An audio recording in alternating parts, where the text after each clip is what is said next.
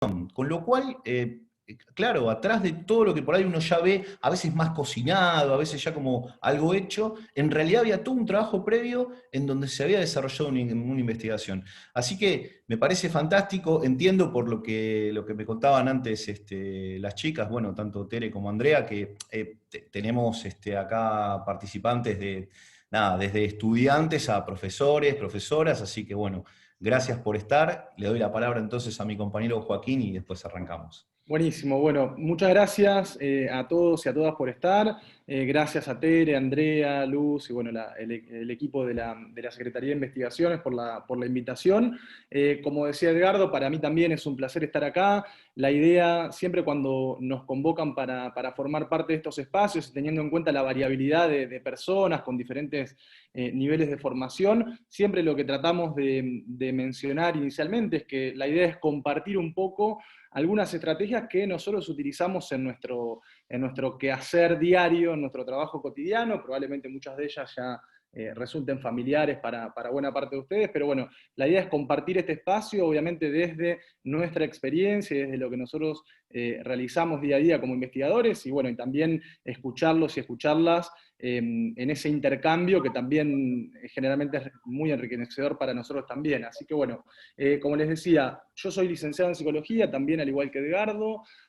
También desde antes de recibirme empecé a interesarme por el mundo de la investigación y eso me llevó a hacer una maestría en evaluación psicológica específicamente, porque bueno, era algo que me vinculaba con el mundo de la investigación. Después continué mi formación, fui becario doctoral del CONICET, becario postdoctoral, y bueno, actualmente tengo el placer de haber ingresado a la carrera del investigador en CONICET, con lugar de trabajo en las Facultades Sociales de Lomas de Zamora. Así que bueno, la verdad es que para mí eso es un orgullo y un placer bueno, formar parte de esta casa de estudios que tan bien nos trató desde que iniciamos a trabajar en la asignatura Psicología Social. Así que bueno, a Edgardo lo perdí, pero entiendo que debe estar por ahí, si es que no se le desconectó. Así que bueno, un poco si les parece, vamos a arrancar. Pensamos esta presentación así con una modalidad un poco más interactiva, en el sentido de, si bien yo voy a ir compartiendo un PowerPoint con algunos puntos que nos parece importante para este encuentro, la idea es que también Edgardo va a ir participando y bueno, vamos a ir armando así como una especie de back-to-back en relación a esta exposición. Ahí lo veo Edgardo ahí abajo. Así que bueno, voy a empezar a compartir la pantalla. Bien. Veo caras conocidas también, de gente que nos ha acompañado en otras instancias de otras oportunidades en que hemos dictado este curso también.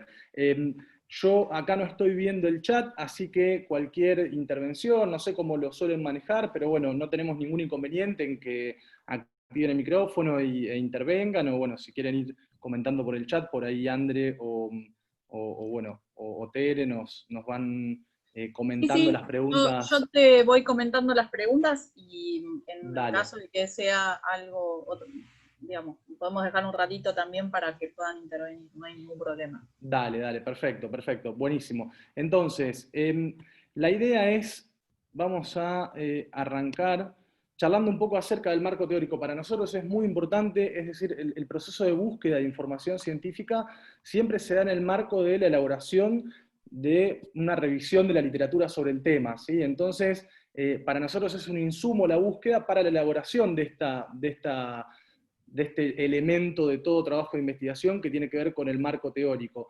Y es en este punto que simplemente queríamos compartir algunas ideas en relación al marco teórico, ¿sí? La elaboración del marco teórico, tanto el marco teórico como los antecedentes el estado del arte, también como se suele llamar, forman parte, son una parte esencial de todo trabajo de investigación, y bueno, para eso lo que nosotros tenemos que hacer es generar una documentación científica que nos permita fundamentalmente dar cuenta del estado del conocimiento sobre una determinada temática, ¿sí? Así es que algo que también siempre nos parece interesante aclarar junto con Edgardo es que a diferencia de por ahí ciertas tradiciones que provienen de otras disciplinas, como por ejemplo, no sé, la filosofía, en el caso de la psicología, que luego se diferencia de la filosofía para constituirse como disciplina específica, pero el objetivo es que el marco teórico para nosotros es como una revisión de todos los desarrollos teóricos que se fueron desarrollando a lo largo de la historia en relación a una determinada temática, que es la temática de nuestro interés o la temática sobre la cual vamos a trabajar.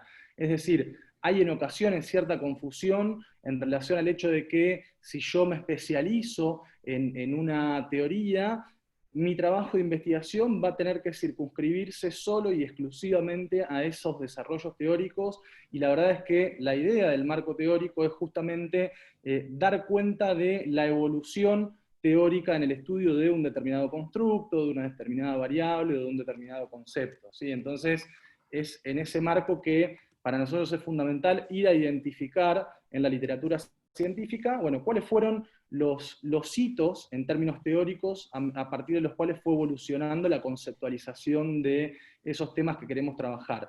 Perdón, Recorriendo... Dale, sí, sí, sí. no, una cosita que quería sumar para agregar porque me Dale. parecía, bueno, es súper importante lo que está mencionando Joaquín, pero para agregar un pequeño extra. Claro, en realidad, por lo menos de nuestra perspectiva, porque por supuesto que es una, siempre hay varias, no es la única, pero de nuestra perspectiva, lo más importante suele ser el tema que uno quiere investigar.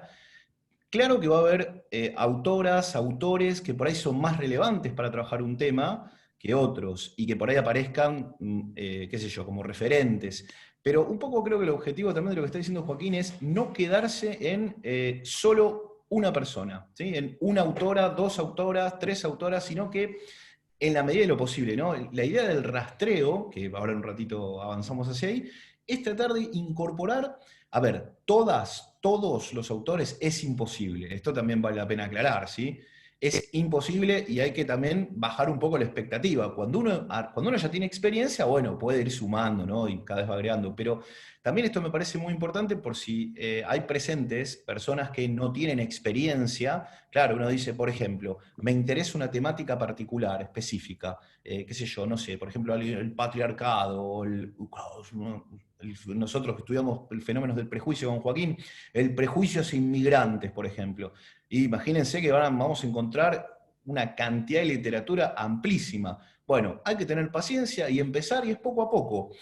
Seguro que al principio uno no puede trabajarlo todo, pero va sumando un autor, una autora, otro, tercero, cuarto, y poco a poco vamos comprendiendo un poco más de qué se trata este fenómeno. Una cosita que ya te devuelvo la palabra, Joaco, pero una cosita que para mí es muy importante también aclarar, que no se suele decir mucho, pero nos gusta a nosotros aprovechar estos ámbitos para quizás contar un poco la experiencia, como comúnmente se dice, la cocina, ¿no?, de la investigación. Generalmente suele decirse que uno primero tiene que estudiar mucho y después investigar. Es cierto, esto es correcto, pero no es lo que suele suceder comúnmente. Generalmente muchos de nosotros aprendemos en la medida en que vamos investigando. Por eso esta es una suerte de darles ánimos a aquellas personas que quizás vean algunos temas, por ejemplo, que les pueda llegar a interesar, como demasiado grandes o demasiado alejados. Y siempre empezamos por ahí. ¿Sí? O sea, este es el mensaje. No importa que uno no tenga mucha experiencia, no es necesario ser el campeón o la campeona mundial del tema para empezar a investigar. La investigación, y ya cierro, creo que ayuda muchísimo a también formarnos a nosotros, nos ayuda un montón. Así que esto es una suerte de darles ánimos también, ¿sí? Para eso. Sí, perfecto.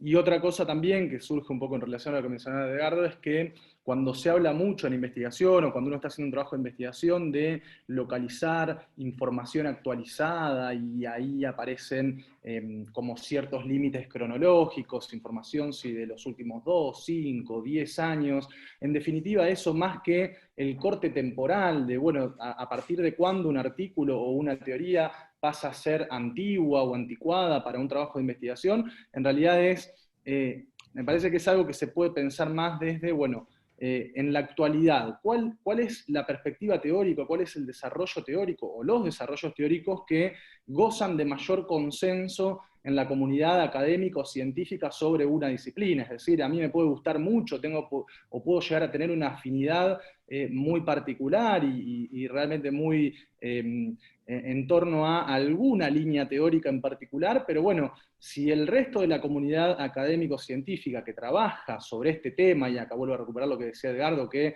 tenemos que ser expertos en temas más que en una teoría específica que trabaje ese tema, si ese tema en la actualidad es abordado o hay cierto consenso en que la línea de estudio prioritaria es una que no es esa con la que yo tengo mayor afinidad, bueno, lamentablemente yo la voy a tener que tener en cuenta igual, ¿sí? Es decir, esa es un poco la tarea del investigador y para lo que necesitamos la documentación científica, es decir, ir a buscar en esa literatura actualizada o en esa revisión actualizada, tratar de llegar hacia esa línea teórica o esas líneas teóricas que gozan de mayor consenso.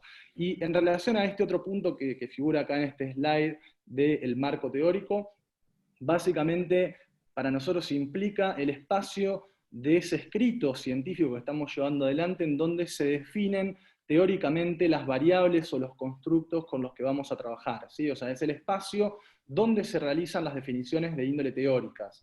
A diferencia de, por ejemplo, el estado del arte o los antecedentes, como nosotros solemos llamarlo, en donde fundamentalmente lo que vamos a hacer es contar otras investigaciones previas que se hayan hecho sobre la temática de nuestro interés, ¿sí? Entonces, nada, ya sea para la elaboración del marco teórico o para la elaboración del apartado de antecedentes de nuestra investigación, tenemos que, obviamente, fundamentarnos en la revisión de la literatura. Pero bueno, estos son como algunos comentarios generales en relación a el marco teórico y por qué para nosotros es el punto de partida de lo que después va a constituir la revisión de la literatura, ¿sí? O sea, la documentación científica. Sí, dale. Perdón, un pequeño comentario por una consulta que creo que, si no estoy mal, la reza Leandro acerca de la diferencia entre marco teórico y estado del arte. Son diferentes formas de llamar a la estructura de un texto académico, bueno, especificidades que tienen que ver un poco con nuestra disciplina, concretamente, tanto la de Joaquín como la mía,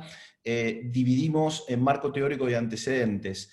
Otra forma es combinar esto y llamarlo estado del arte.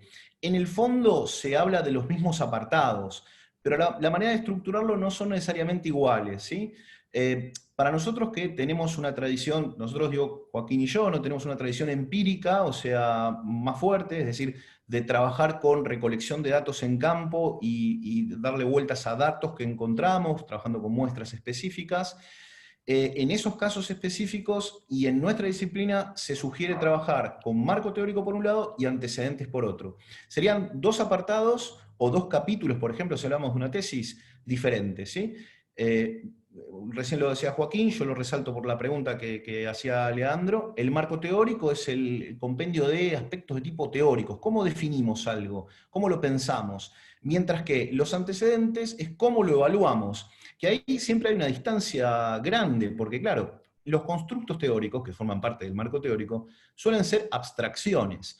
Por ejemplo, les cuento algo, nosotros desde la psicología trabajamos fenómenos como la motivación, o el aprendizaje, o incluso la ansiedad, la depresión. Los llamamos constructos porque no son observables directos, o sea, uno no puede ver el aprendizaje, uno no puede ver el pensamiento. Uno lo que puede ver es, con suerte, algún indicador, y ahí está un poco el truco, un conjunto de indicadores nos hacen pensar que ahí hubo un fenómeno psicológico que estuvo puesto en marcha. Pero no es que lo vemos directamente, por eso es tan importante esta distinción entre antecedentes y marco teórico, porque en el marco teórico uno tiene la libertad de realizar conjeturas, por supuesto en abstracto, pero es muy importante esta comunión que tiene que existir después con los antecedentes, es decir, ok, yo digo que tal fenómeno existe, como contaba antes, la motivación, bueno, ¿y cómo la puedo observar? Por eso les decía lo de la tradición empírica, porque para luego poder evaluarlo, nunca voy a poder evaluar algo tal cual es, ¿no? Siempre esto incluye margen de error, somos seres humanos, estamos en disciplinas sociales, pero bueno, dentro de lo posible, ¿cómo puedo captar eso que estoy teorizando? Si eso por un lado. Y por último, y ya para que retome Joaquín, otro comentario que realiza Leandro es en relación a los textos. Es decir, Leandro consulta, o bueno, comenta, si los textos que deben estar en el marco teórico deben de tener de 5 a 10 años. ¿Esto es correcto? Generalmente se suele pedir que sea actualizado, un poco lo marcaba Joaquín recién. Nosotros, les quiero contar algo en relación a esto. Nosotros creemos que esto es muy importante, pero no es suficiente. Y les cuento a qué me refiero, breve.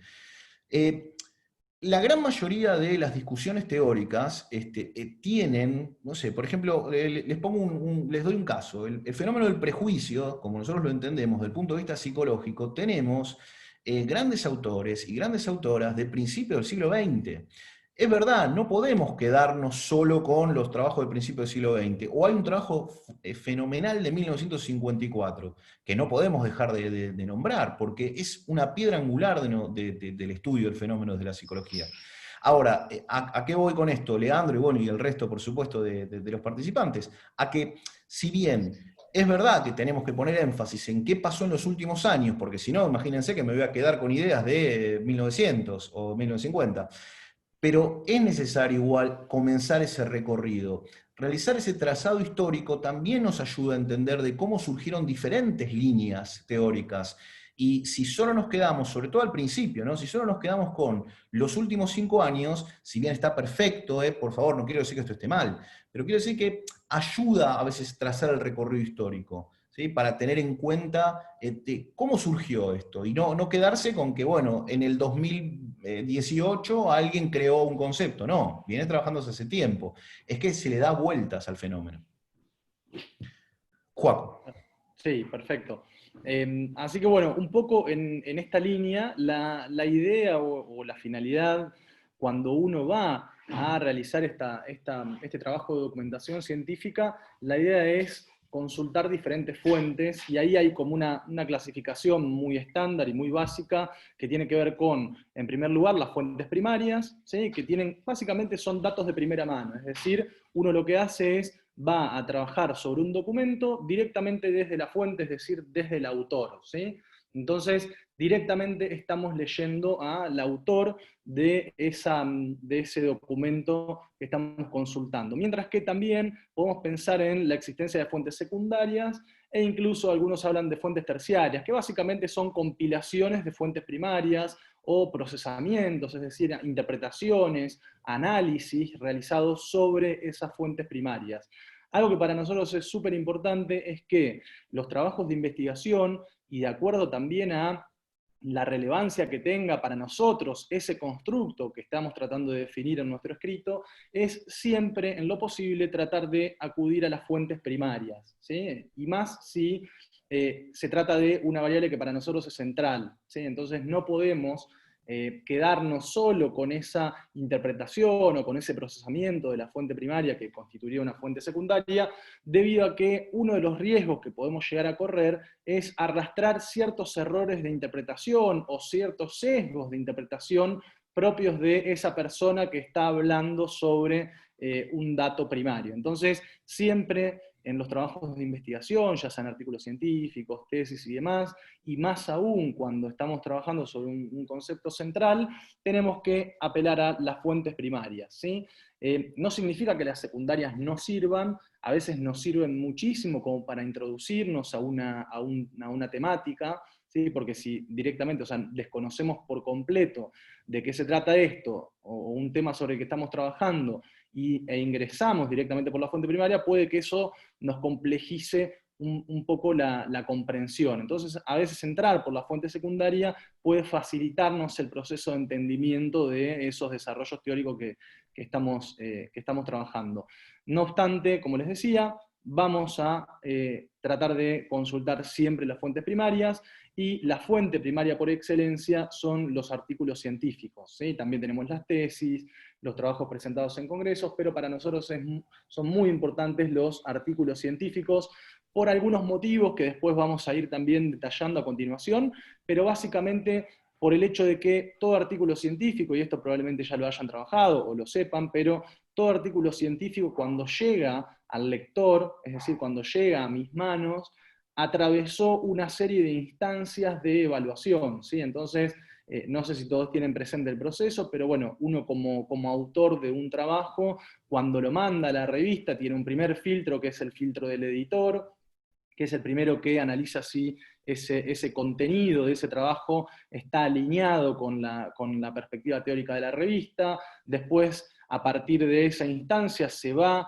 a 2 jueces externos, ¿sí? De mínima, que son los que hacen una revisión a ciegas, es decir, se le quita todo tipo de afiliación institucional y de identificación de los autores y se lo manda a personas que conocen o trabajan mucho sobre esa temática, quienes evalúan ese trabajo. Ese trabajo puede estar aprobado sin cambios, aprobado con pequeñas modificaciones o desaprobado, ¿sí?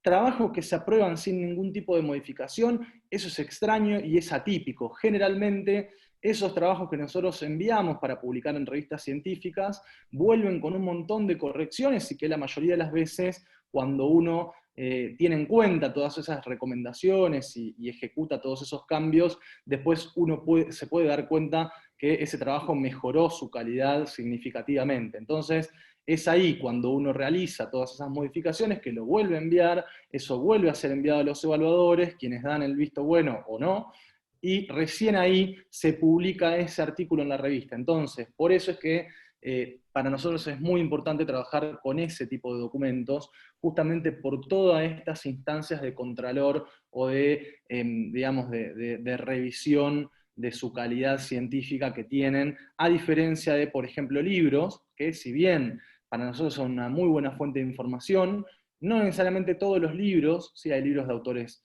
reconocidos, o hay libros de buenas editoriales que sí tienen procesos de revisión, pero hay muchos otros libros que sinceramente dependen, ¿sí? Que uno los encuentre o que acceda a esos libros para leerlos, depende de la cantidad de libros que uno le pueda garantizar a la empresa editorial que se van a vender, ¿sí? Entonces, también eso es lo que nos marca un poco por qué en el mundo de la investigación tratamos de trabajar con fuentes primarias y fundamentalmente con artículos científicos como el insumo principal, ¿sí? Entonces, nada, eso como para hacer esa primera aclaración de, bueno, por qué insistimos tanto con la idea de trabajar con artículos científicos.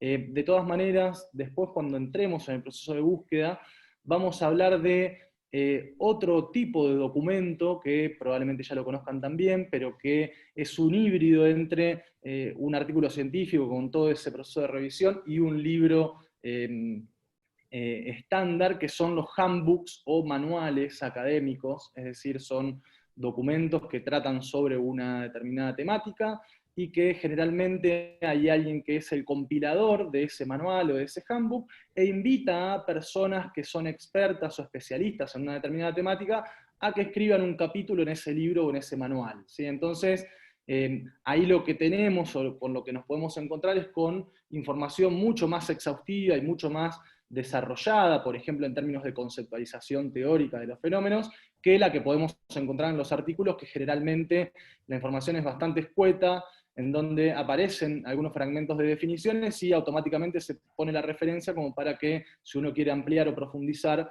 pueda ir a consultar a esa fuente primaria. Pero en los handbooks o en los manuales generalmente podemos encontrarnos, y esto lo traigo a colación pensando en la escritura del marco teórico, en donde a veces necesitamos más información o más volumen de información, contar con acceso a esas fuentes es un recurso que a nosotros realmente nos sirve mucho como para obtener más cantidad y más volumen de información, es decir, los handbooks, ¿sí? Que ahora después vamos a ver y avanzar algo sobre eso. Un comentario breve, porque Franco comenta, dice... Sí, perdón, yo cualquier... no veo los No comentarios, te por eso preocupes, por está eso bueno que los vayan yo te recuperando. tomo la palabra, no te preocupes. Claro, Franco dice, en cualquier caso no debería ignorarse el recorrido, esto es en relación a lo que conversamos hace un ratito, el recorrido que tuvo el objeto de estudio, si bien se recalca la importancia de lo más reciente, como comentábamos, ¿no? Es importante saber justamente cómo se llegan esas actualizaciones. Es muy, muy atinado el comentario de Franco, y me sirve esto último también que comentaba Joaquín para abrir un paréntesis. También es importante, esto Franco y por supuesto para todos y para todas las presentes, es muy importante también tener en claro que no todas las formas de escritura académica son iguales, ¿no? O sea, recién Joaquín, por ejemplo, hablaba de artículos en revistas. Bueno, los artículos generalmente, como indicaba él, generalmente, no son tan extensos, sino que suelen ser más escuetos, más cortitos que quizá lo que pueda ser, por ejemplo, un capítulo de un libro, en general. ¿Por qué? Porque también muchas veces están pensados para un determinado público. Hay de todo, estamos generalizando con Joaquín, pero un poco la idea del artículo es contar algo de forma relativamente breve, algún hallazgo que uno pudo haber realizado, puede ser teórico o puede ser empírico, y contarlo. Pero como muchas veces está pensado que el espectador, o sea, quien de alguna manera accede a ese artículo, sea alguien que trabaja en la temática, como bien decía hace un ratito Joaquín, no es necesario contar desde cero todo. ¿Sí? O sea, no volver a contar toda la historia. Imagínense ustedes si por cada nueva producción científica, cada investigador o cada investigadora tiene que volver a contar todo el trayecto. Entonces, por eso muchas veces en los artículos se da por hecho que quien lo va a leer tiene más o menos en claro un recorrido, ¿sí? Tiene más o menos en claro, por eso no se desarrolla tanto. Esto lo aclaro porque yo también hace un rato decía que es importante recuperar la historia, de que puedan tener los conceptos en diferentes tiempos históricos, bueno, es decir, por ejemplo, en 1950, en 1960, en 1970, pero bueno, por ejemplo, en artículos científicos, como no hay mucho espacio, la idea es, bueno, tratar de venir lo más acá en el tiempo posible, ¿sí? Perfecto. Totalmente. Entonces, avanzando un poco en relación a esto que estábamos mencionando y también teniendo en cuenta que hay mucha gente que se está iniciando en el mundo de la investigación, en este espacio, generalmente cuando uno se aproxima a un objeto de estudio y cuando uno se aproxima al desarrollo de un trabajo de investigación, tenemos como diferentes formas de ingresar. Entonces, la primera, uno de las cosas que uno puede llevar adelante es consultar a un experto en el tema, es decir, a una persona que ya tenga cierta trayectoria en el trabajo sobre un área temática, ¿sí? Y que, por ejemplo, como mencionaba Edgardo, si alguien quiere iniciarse al estudio del prejuicio, que es algo que nosotros trabajamos mucho, bueno, un experto en el tema quizás te puede indicar, bueno, anda a leer el libro de Allport del año 54 en La naturaleza del prejuicio, es decir, nos puede orientar rápidamente en cómo fue o cuáles fueron los principales teóricos en el estudio de una temática. Entonces, andá a estudiar a Allport, después fíjate el texto que hace una recopilación de luego de X tiempo que pasó desde la publicación del libro de Allport. Sin embargo, venite a la actualidad a pensar desde los desarrollos de Petiru y Mertens en las nuevas formas de pensar al prejuicio, porque bueno, eso es lo que está vigente en la actualidad. Entonces, Que lo hacen más fácil, ¿no? Para decirlo así exactamente, cortito, te facilitan el exactamente. trabajo. Exactamente, te van marcando diferentes hitos y uno va rápidamente a identificar, bueno, cómo fue ese recorrido, que si de la nada me tengo que introducir a un área temática sin tener estos hitos y bueno, y hacerlo por mi propia cuenta. Entonces, siempre sugerimos esto, el hecho de vincularse con algún investigador o algún autor que sepa sobre el tema, que nos puede orientar. Entonces, el segundo punto es que si esto no es posible porque no conozco a nadie o no tengo el acceso o lo que fuere, entonces ahí sí recomendamos, como les mencionaba anteriormente hace un ratito, el hecho de o la posibilidad de ingresar a partir de una fuente secundaria o una fuente terciaria en donde me pueden contar un poco, ¿sí? Todo este recorrido, hacer como una especie de zoom out de la temática en sí para contarme un poco la historia o cuáles fueron esos hitos en el estudio de un determinado tema. Y, como mencionábamos también, sin embargo, o a partir de tener en cuenta todas estas cuestiones, lo ideal siempre es poder llegar a la fuente primaria. Y esa aclaración que yo les hacía es muy importante porque muchas veces surge esta discusión en relación a, bueno, a ver, yo estoy leyendo un texto, ¿sí? Y tengo que ir a leer y de ese texto, por ejemplo, extraigo algunos párrafos que luego parafraseo para poder poner en mi escrito. Bueno, tengo que necesariamente ir a leer todas esas citas que están contempladas ahí. Entonces, la respuesta formalmente es que sí, uno debe ir a revisar todas las fuentes primarias, ¿sí?, que están incluidas en ese fragmento a partir del cual yo estoy volcando la información a mi escrito. Sin embargo, eso no necesariamente sucede, pero bueno, por eso les decía anteriormente que los temas que son claves para nuestro trabajo, eso sí es obligatorio que podamos consultar las fuentes primarias. Como por ejemplo, retomando el ejemplo de prejuicios, si vos vas a trabajar en esa temática, no podés desconocer los desarrollos de Allport en el 54, ¿sí? Como tampoco podemos desconocer las actualizaciones, porque si nos quedásemos solo en el 54 ya estaríamos trabajando con fragmentos teóricos un tanto anticuados, ¿sí? Así Un, que, un comentario dale. sumo a partir de una pregunta que realiza Eve acerca de si estos handbooks de los que hablabas antes serían libros con un compilador centralizados en un tema específico. Sí, efectivamente, mira, los manuales, vamos a decirle manuales, porque handbook es el nombre formal. Para nosotros parece una tontería a veces decir, bueno, ¿por qué no decís manuales en vez de handbook? Lo que pasa es que es muy importante, y lo hacemos a propósito con Joaquín, mencionar estas palabras, porque cuando uno después busca, como vamos a ver en un ratito, buena parte de la literatura específica la encontramos en idioma inglés. Entonces, por eso es importante familiarizarse, no es que tenemos que hablar inglés necesariamente, pero sí es importante saber que algunas palabras nos sirven, son palabras clave, como por ejemplo la de handbook. Así que para que lo tengan presente. Si uno a veces busca, fíjense, en nuestra cultura cuando se habla de manual, estamos por ahí más acostumbrados, no sé qué representación les surge a ustedes, pero más el manual Capeluz por ahí, ¿no? El manual del colegio primario, colegio secundario. Bueno, pero claro, el manual escolar, exacto. Bueno, por eso, entonces las búsquedas bibliográficas, si es por manual en español, no son tan eficaces muchas veces como sí en inglés. Dicho esto, y después, para específicamente responderle a Eve, tenemos hace muchísimo tiempo en el mundo académico, ¿no? El desarrollo de handbooks. De nuestra disciplina, nosotros somos psicólogos sociales, son hitos para nosotros. Por ejemplo, en el año 1906 se publicaron los 2 primeros manuales o handbooks de psicología social. Para nosotros es un gran hito ese. O sea, fíjate que te estoy hablando de 140 años atrás, 130 años atrás. Pero hoy en día está muy difundido en, no todas, pero muy buena parte de las universidades del mundo, trabajar en grado con handbooks. ¿Por qué? Porque facilitan, lo contó Joaquín recién, no voy a volver a repetir lo mismo, pero sí esto, cortito, que facilitan muchísimo la tarea. Porque, por ejemplo, a ver, les cuento temas más vinculados a lo nuestro, después si alguien se anima y quiere contar algún tema que esté trabajando, que le interese, sería espectacular. Pero esto solo, por ejemplo, si a alguien le interesa, a ver, a mí me gustaría, no sé, explorar el tema de la motivación o de la depresión, temas que se trabajan mucho en psicología. Bueno, hay handbooks o manuales específicos de motivación y de depresión, en donde se hacen recorridos, como decía bien Joaquín, por diferentes aspectos y facetas, es decir, nos facilitan el trabajo. Entonces, es una gran sugerencia eso, se los recomiendo.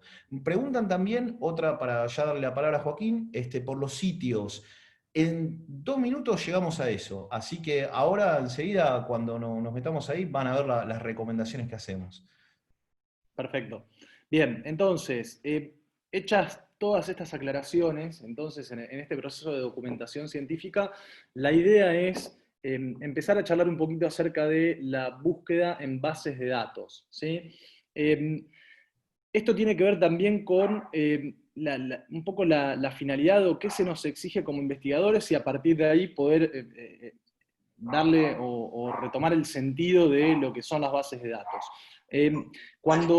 Cuando uno obtiene, por ejemplo, financiamiento como investigador para, ya sea de algún organismo público, de algún organismo privado, para, digamos, realizar o llevar a cabo investigaciones, después lo que se pide como contraprestación es la publicación, entre otras cosas, ¿sí? Pero fundamentalmente la publicación de artículos científicos, la publicación de algún capítulo de libro, etcétera, etcétera. Entonces, las bases de datos son como, podríamos sintetizarlas como páginas web en donde vamos a encontrar, o páginas web que nuclean un montón de revistas científicas, ¿sí? Es decir, las revistas científicas para poder ir avanzando y para poder tener mayor visibilidad tienen que indexar en estas bases de datos, es decir, tienen que cumplir un montón de requisitos que estas bases de datos o grandes páginas web, cuyos propietarios son generalmente las principales editoriales, tienen que cumplir una serie de requisitos para que esa revista pueda estar visible en esa base de datos. Y obviamente los artículos, que son la unidad mínima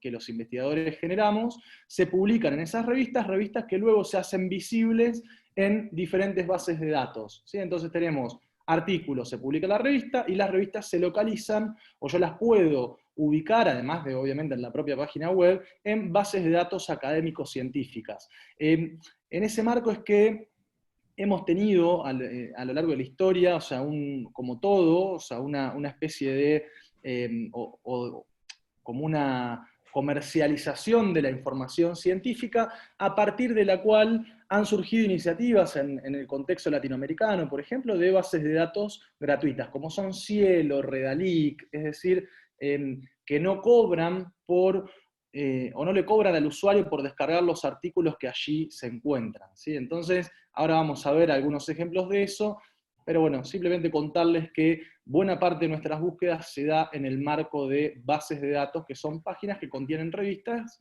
que publican artículos, ¿sí? Un pequeño Dale. comentario Sí, para sí, sí. sumar a lo que dice Joaquín es que las bibliotecas y las hemerotecas son fundamentales, o sea, pero en la era, y más que nada ahora en tiempo de pandemia, ni que hablar, la posibilidad de utilizar la informática es clave, porque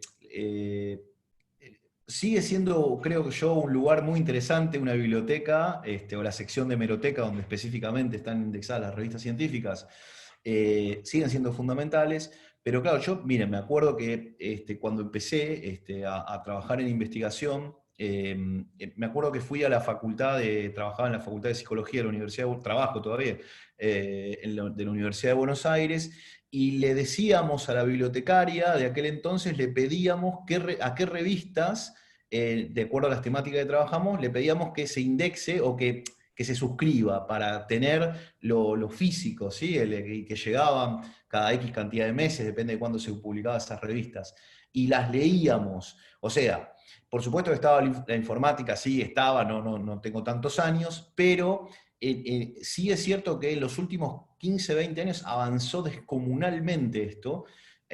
Creo que yo hoy en día tenemos una facilidad excelente para acceder desde Internet a, yo me animo a decir, prácticamente todo. Y además, al segundo que se publica, se está publicando algo en, qué sé yo, Australia, y yo ya hoy lo puedo ver.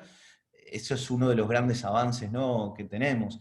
Así que es una herramienta fundamental. Una última aclaración, y ya le dejo la palabra a Joaquín.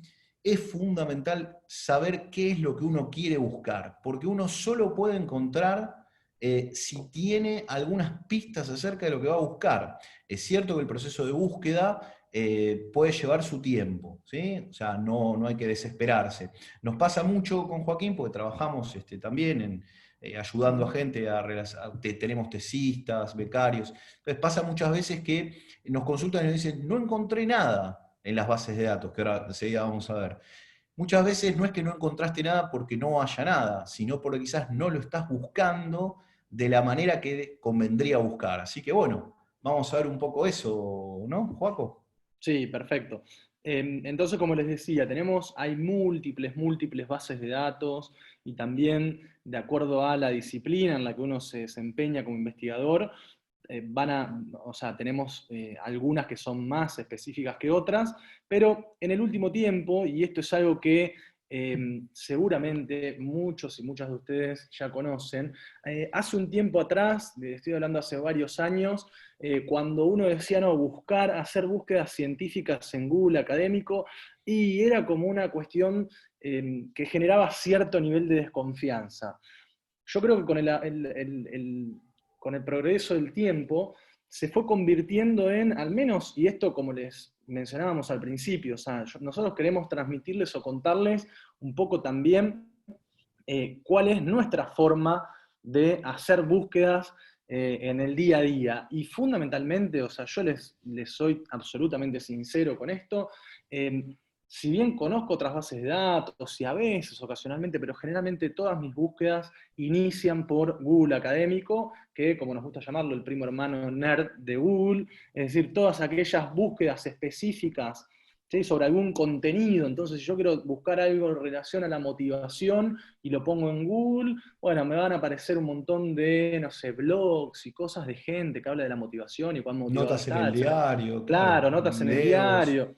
Totalmente, o sea, son un montón de fuentes de información que, si bien pueden ser muy interesantes, nada tienen que ver con la información que yo necesito para realizar búsquedas o para utilizar en el marco de un trabajo científico, así que por eso es que trabajamos siempre con Google Académico. Si les parece, yo voy a tratar de hacer el ejercicio de irme a Google Académico y compartirles la pantalla del navegador. Si nos sale bien, lo hacemos en vivo. Y Si si nos no, sale bien, si exacto. no tenemos el PowerPoint que nos va a respaldar. Totalmente. Vamos a tratar de ir y eventualmente volvemos. Si alguien, yo les decía, si alguna o alguno de los presentes se anima y está trabajando algún tema, puede escribir y chusmearnos a ver por dónde andan. Así utilizamos los ejemplos de lo que ustedes hagan. Si se Exacto. animan, si no, nosotros tenemos nuestros temas también. Totalmente. Yo mientras tanto les voy contando algunas cuestiones de Google Académico. ¿Se ve bien la pantalla? ¿Está?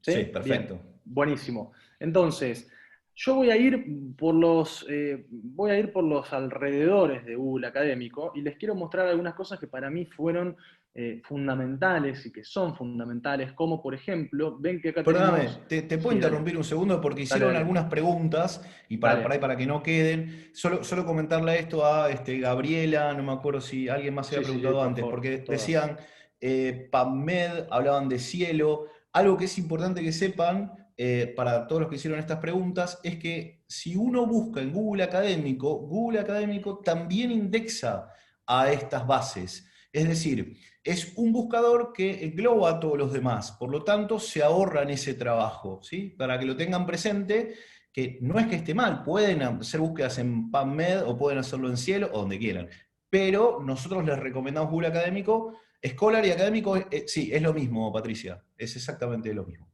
Perdón, Joaquín, pero para que Sí, no sí, pase de sí. largo, adelante. Totalmente. Eso me parece súper importante. Todo lo que ustedes encuentren acá lo van a encontrar también en PubMed, en Science Direct, lo van a encontrar en cualquier buscador. También va a estar contenido en Google Académico. Entonces, nada, eso está bueno. Algo que les quería contar y que para mí son algunos recursos como todo de Google, y esto no tenemos ningún interés creado en Google, ojalá, pero como todo en Google, va adquiriendo mayor funcionalidad y realmente va facilitando cada vez más algunas cuestiones. Entonces, yo invito a, si están ahí enfrente de alguna compu, obviamente, o en el celu, pero desplegar esas tres rayitas que tenemos ahí al costado, arriba a la izquierda, y ahí vamos a encontrar diferentes cuestiones. Por ejemplo, mi perfil, es decir, si ustedes están trabajando en investigación y tienen algunos trabajos publicados, algunas participaciones en congresos, etcétera, etcétera, pueden iniciar con el armado de su propio perfil, es decir, poner sus datos de contacto, empezar a ordenar esas publicaciones que ustedes tienen en su propio perfil de Google Académico. Eso les va a facilitar después también que otros investigadores u otros autores puedan contactarse con ustedes o gente que necesita acceder a alguna publicación, que los pueda contactar a través de eso. Siempre lo sugerimos, y también en la medida en la que uno va recibiendo, o sea, si tiene un perfil creado en Google Académico, en la medida en la que va recibiendo citas también, que esto es, a ver, en definitiva uno publica y realiza investigaciones para que otros colegas lo citen, es decir, que tomen como referencia nuestro trabajo. Todas esas citas que nuestros estudios van recibiendo las vamos a poder encontrar dentro de nuestro perfil. Entonces vamos a tener incluso como una especie de índice personal en relación a la cantidad de citas recibidas, etcétera, etcétera, y también vamos a poder rastrear quiénes, de qué parte del mundo nos están citando. Entonces eso ya per se constituye una muy buena herramienta, no solo de vinculación, sino también de chequeo de nuestro progreso académico en términos del impacto que hemos tenido en otros colegas. Eso por un lado. Por otro lado, tenemos una propia biblioteca en Google Académico, ¿sí? Es decir, vieron que cuando uno empieza a realizar búsquedas de información, a veces es como que pierde el flow o el flujo de búsqueda, que uno está envalentonado buscando y encontró las palabras claves correctas.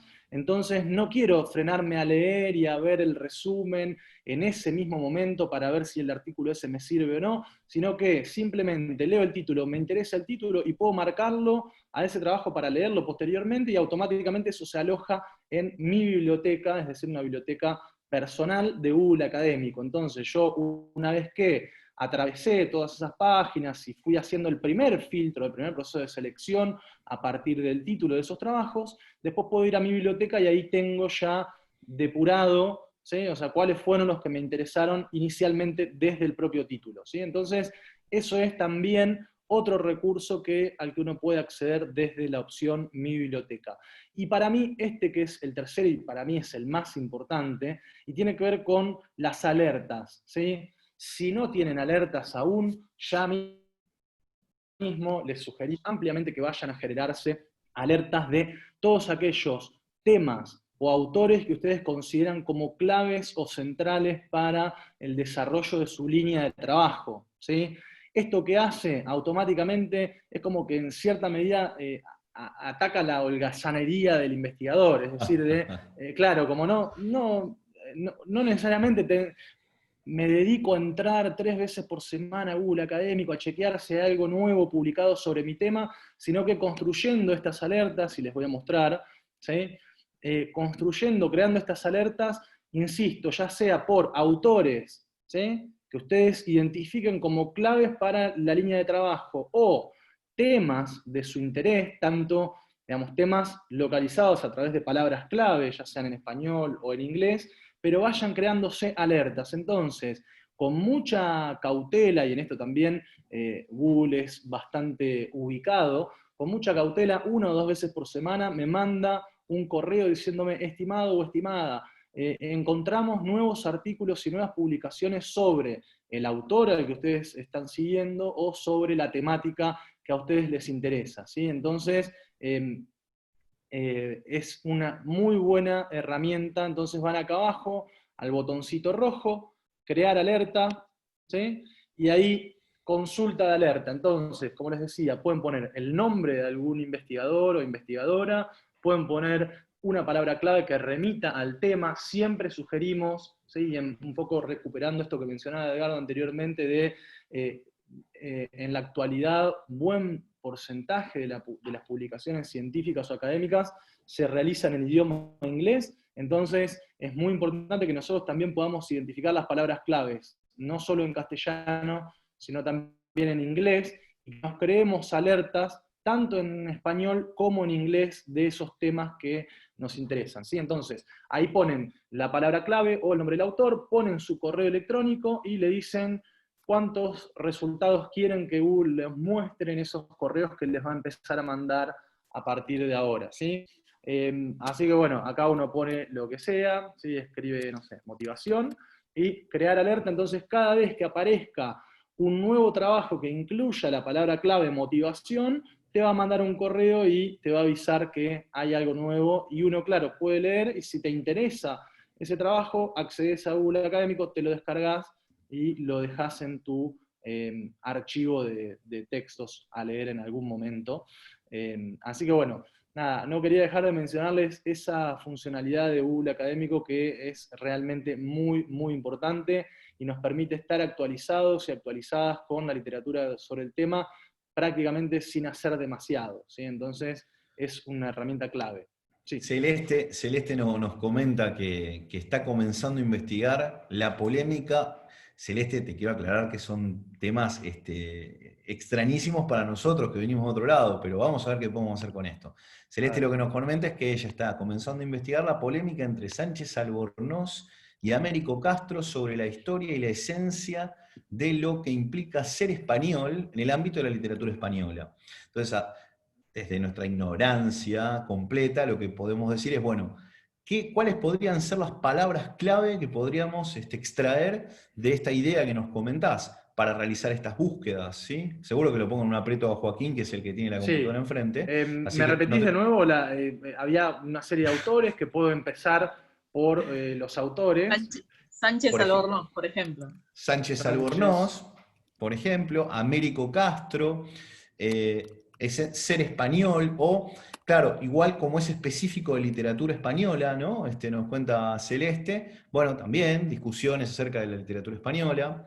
Bien. Quizás ya conozcas estos trabajos que ahora te presenta Joaquín, pero bueno, supongamos, ya antes de darle la palabra a Joaquín, supongamos, para Celeste, que era la que lo preguntaba, que uno recién está empezando, ¿no? O sea, como por ejemplo Joaquín y yo, que no tenemos la menor idea de qué se trata esto. Entonces ponemos esta búsqueda y a ver qué pasa, ¿no, Joaquín? ¿Con qué te Sí, encontrás? ahí está. Bueno, me encontré con 10.300 resultados, de los cuales obviamente algunos van a ser más específicos que otros, pero, por ejemplo, Américo Castro y Sánchez Albornoz, 2 posiciones ante el origen de los españoles en la nueva revista de Filología Hispánica, un trabajo de 1972 que está ubicado en JSTOR, que es una base de datos, ¿sí?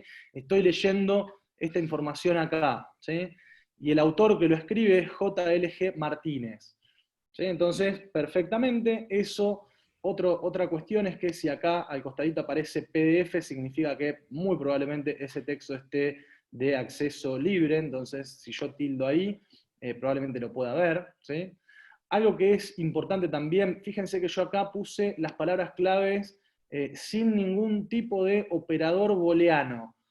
No sé si están al tanto de lo que significan los operadores booleanos, o si habían escuchado alguna vez ese término, pero básicamente los operadores booleanos son or, and, not, es decir, o, y, no. Entonces, son como algunas estrategias de búsqueda que uno puede utilizar si quiere especificar ese proceso de búsqueda. Entonces, yo quiero que aparezca Sánchez, Albornoz y Castro. Entonces, fíjense que yo lo hice así y Google me entendió, porque es muy intuitivo, pero en otros motores de búsqueda no tan intuitivos, probablemente yo pueda ponerle Sánchez, Albornoz y Castro, es decir, quiero que aparezca información sobre este autor y este otro autor, es decir, va a frenar en ese proceso de búsqueda, Google va a frenar solamente cuando aparezca este y este, ¿sí? Ahora, yo puedo poner, en vez de el y, puedo poner el o. Sánchez Albornoz, or Castro, ¿sí? Estos son operadores booleanos, entonces va a frenar en cuanto detecte un trabajo que hable de uno o del otro, ¿sí? Y que esto no suele suceder en la literatura específica sobre un tema, que a veces existe como cierto solapamiento entre ciertos conceptos o constructos o variables, en donde yo lo que quiero puede ser Sánchez Albornoz, not Castro, es decir, este y no este otro. ¿Sí? Entonces va a frenar solo cuando aparezca Sánchez Albornoz y no Castro, ¿sí? Por si, no sé, son parientes, entonces aparecen juntos, bueno, va a frenar solo cuando aparezca Sánchez Albornoz, ¿sí? Pero, Sumo dale.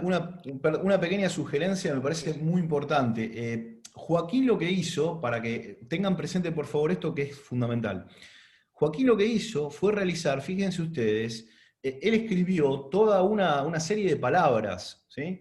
Y eso es importantísimo. Siempre cuando uno comienza una búsqueda, no suele tener mucha suerte al principio. Acá yo creo que con Joaquín hemos tenido suerte que salieron trabajos.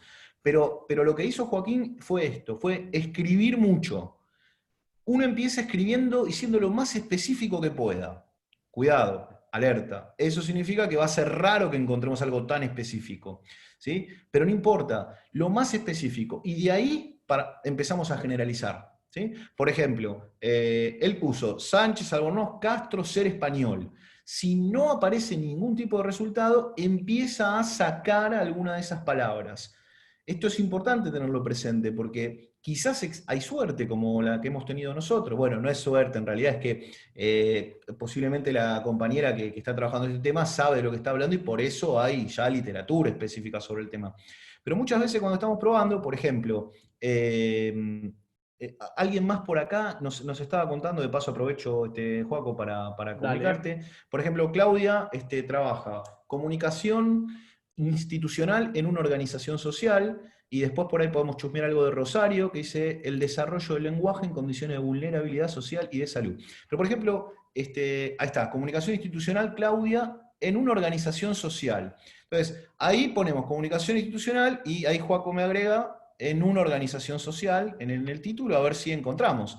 ¿Por qué esto? Porque, un segundo, quédate ahí, porfa, perdón Joaco, pero Sí, bueno, no pasa nada.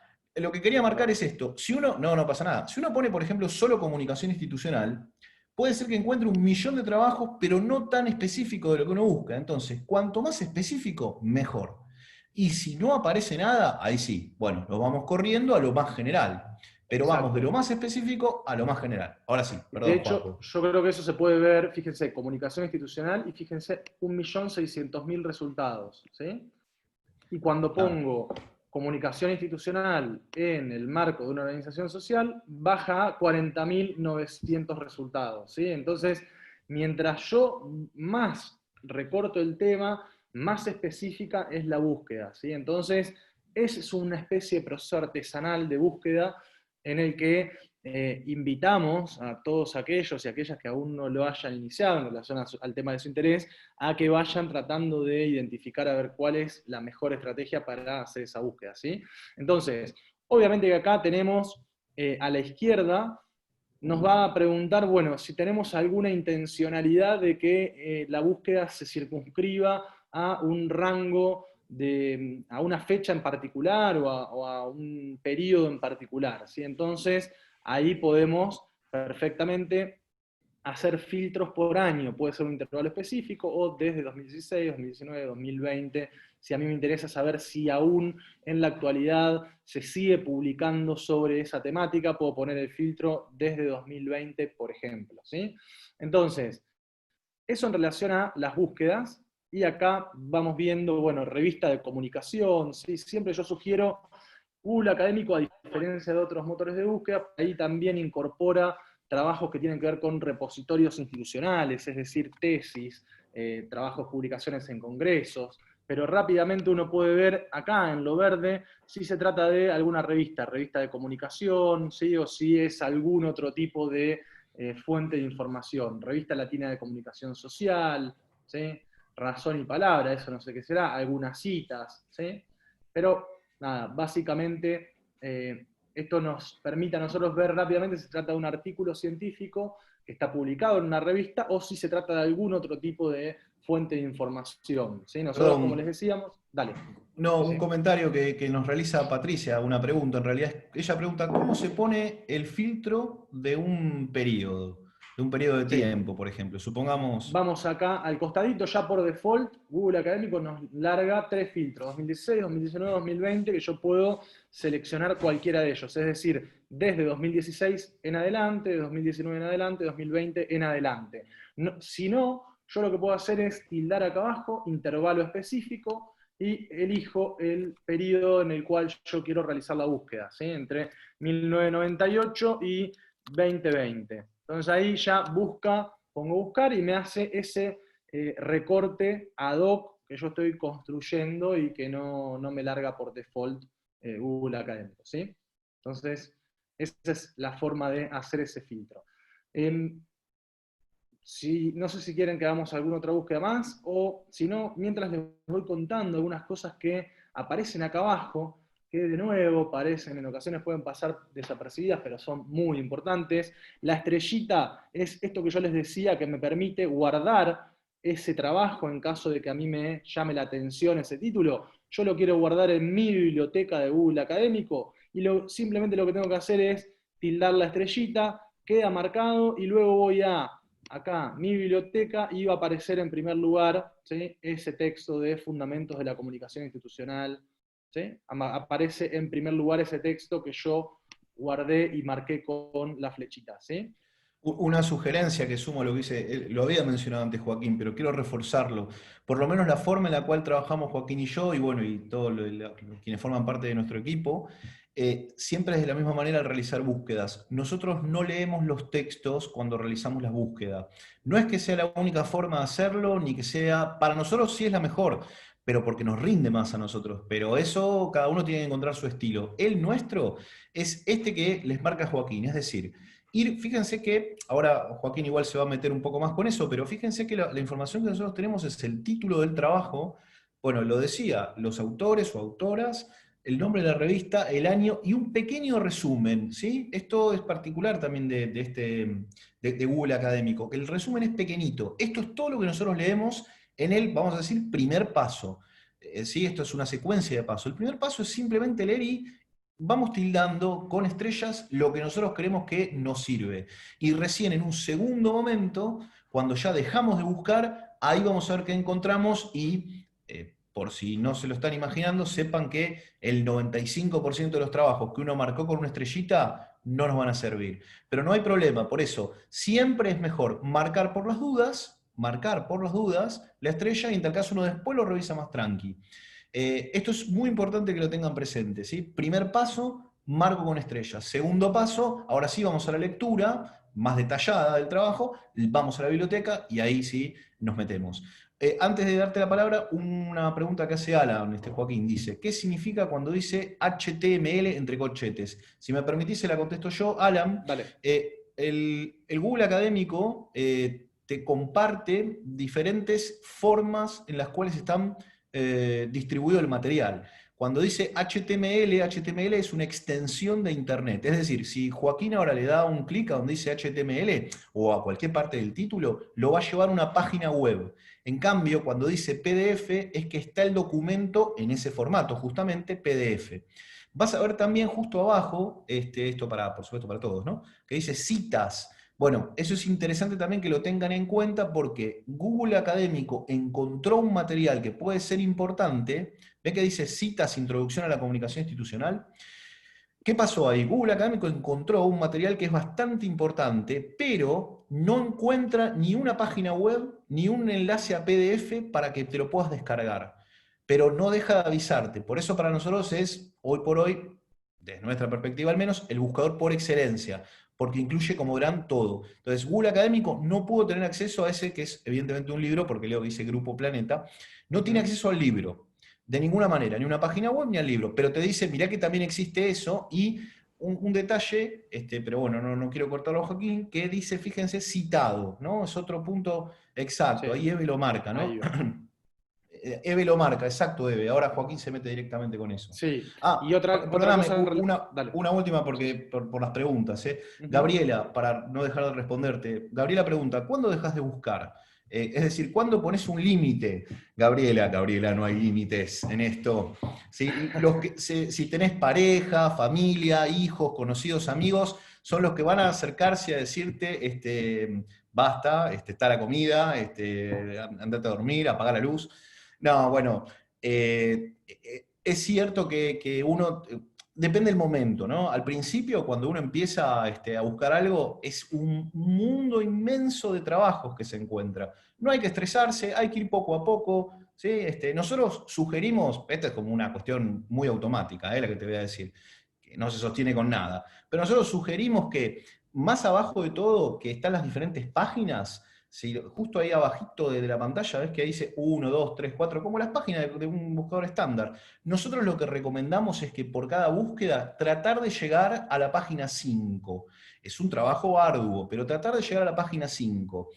Es un genérico, por poner un límite, ¿no? Decir, porque uno puede decir, bueno, puedo llegar a 40, pero en general, como Google trabaja bastante bien en este sentido y nos muestra los resultados más importantes al principio, en la primera página suele estar lo que uno busca. Sino en la segunda, tercera, ya cuando llegaste a la página número 5, hasta puede que haya trabajos que no tienen nada que ver con lo tuyo. Si podés llegar hasta la página 5, fantástico. Perdón, Juan, ahora sí. Sí, sí, sí, perfecto. Otra cosa que les quería decir es que acá también tenemos la extensión libro, es decir, Google Académico no solo te busca en artículos científicos, repositorios de universidades, citas de algún material que anda dando vueltas por ahí pero no lo tiene disponible, sino también en libros que están alojados en libros de Google, ¿sí? En la sección específica de libros de Google. Por eso es que insistimos con que para nosotros es un buscador de los más amplios que existen y que no nos va a circunscribir solo a aquellas revistas, solo artículos científicos primero, y de aquellas revistas que están indexadas en ese motor, ¿sí? Bien, como les decía, acá abajo seguimos, yo sigo explorando estas cositas en relación a algo que mencionaba ahí alguien que había escrito en el chat, citado por 50, entonces acá empieza lo que se llama búsqueda en abanico, ¿sí? Es decir, cuando yo identifico un trabajo que es de mi interés, perfectamente puedo ir a ver quiénes citaron a ese trabajo. Entonces voy a donde dice citado por 50 y voy a ver los 50 trabajos restantes que citaron a ese trabajo, ¿sí? Es decir, y puedo empezar a hacer una búsqueda bien específica. Por eso lo más importante siempre es encontrar, es decir, es dar con ese eslabón perdido que es ese trabajo que una vez que accedo, ya después puedo ver, bueno, otros 50 muy relacionados con eso, y además también acá tenemos artículos relacionados, es decir, ya Google identifica que hay alguna vinculación entre este trabajo y otros, y directamente en vez de hacer una nueva búsqueda puedo poner artículos relacionados y va avanzando o va profundizando en esa búsqueda, ¿sí? Pero esto es muy importante por dos motivos, porque me está diciendo quiénes citaron concretamente este texto y además me está diciendo que este texto fue citado por 50 personas, lo cual es muy importante. Si un trabajo del 2012 no tiene ninguna referencia, ¿sí? Ninguna cita, no recibió ninguna cita, también me habla un poco, o puede eventualmente hablarme de la calidad de ese estudio. ¿Se sigue? Entonces, mientras más citados sean los trabajos, tenemos una mayor certeza de que la comunidad científica anda dando vueltas por ahí. ¿Se sigue? Entonces, eso es un dato muy, muy importante para, a veces surge esa inquietud, esa duda, bueno, pero está bien, no conozco necesariamente las revistas científicas, entonces, ¿cómo sé si un trabajo es de calidad, si no es de calidad y demás? Bueno, en parte, a partir de ver cuántas personas o cuántos otros estudios citaron a ese que yo estoy leyendo, me va a dar una especie de pista de, ¿sí? Mientras más citas tenga ese trabajo, mejor. Y otra herramienta que para mí es todos aquellos que hemos sufrido durante muchos años en la realización de las tesis, de maestría, de doctorado, esas 30 hojas de armado de referencias de manera manual, buscando PDF por PDF, extrayendo cada fragmento de información, Google lo ha simplificado con estas comillitas que tenemos acá, ¿sí? Que lo que hacen es me sacan la cita en diferentes versiones y lo hace, no les digo a la perfección 100%, pero lo hace bastante, bastante bien. Entonces, fíjense, normas APA, ¿sí? De la APA, de la American Psychological Association, son las normas que más o menos rigen. Las que usamos nosotros, por lo menos, no sé si el Claro, resto, pero... la psicología y buena parte de otras disciplinas afines también utilizan normas APA. Así no tenemos normas ISO, normas de la MLA, bueno, diferentes formas de referenciar, pero si a vos te piden o te exigen que cites con normas APA, esto acá ya te lo saca bastante, bastante parecido. Entonces uno tilda ahí, automáticamente le copia, pone copiar y pega eso en su escrito. Y no lo tiene que armar de manera manual, ir artículo por artículo, viendo la información, extrayendo cómo se llamaba la revista, cuáles eran las iniciales del autor. ¿Sí? Entonces acá lo único que estaría faltando es, por ejemplo, el volumen. ¿Sí? Acá lo que estoy detectando rápidamente que falta es el volumen, ¿sí? Porque tenemos entre paréntesis el número, las páginas, la revista, me está faltando el volumen. Pero bueno, me falta solo esa información, entro al artículo, busco el volumen y lo agrego y ya esa referencia quedó perfecta. ¿Sí? Está en cursiva de la revista, es decir, ya cumple con las normas de la APA. ¿Sí? Esto es importante aclararlo, no es automático, o sea, no es que siempre está perfectamente citado según normas APA, pero se acerca bastante, ¿sí? Y realmente es un simplificador del trabajo muy, muy importante. Entonces, bien, esto en relación a Google académico, hay otra... Un Dale. segundito antes que pases Sí, al sí, próximo, solo para dale. compartir dos comentarios que hacían en el chat. Patricia, ¿por qué cambian tanto las normas APA? Ahora están las APA 7, dice Eve. Bueno, 10 años. si estamos en un ámbito más privado y de confianza, creo que cambia mucho porque también es importante volver a vender algunos libros. Espero que nadie se me ofenda por lo que estoy diciendo. No, ahora hablando en serio, yo creo que las normas APA originalmente están basadas en evidencia. Esto para nosotros es importantísimo. Les cuento, por ejemplo, un datito de normas APA, ¿no? Normas APA recomiendan, ya desde hace un par de ediciones atrás, tratar de evitar las notas a pie de página. Y uno, bueno, quizás lee la norma y dice, bueno, la menor cantidad de pie de página posible.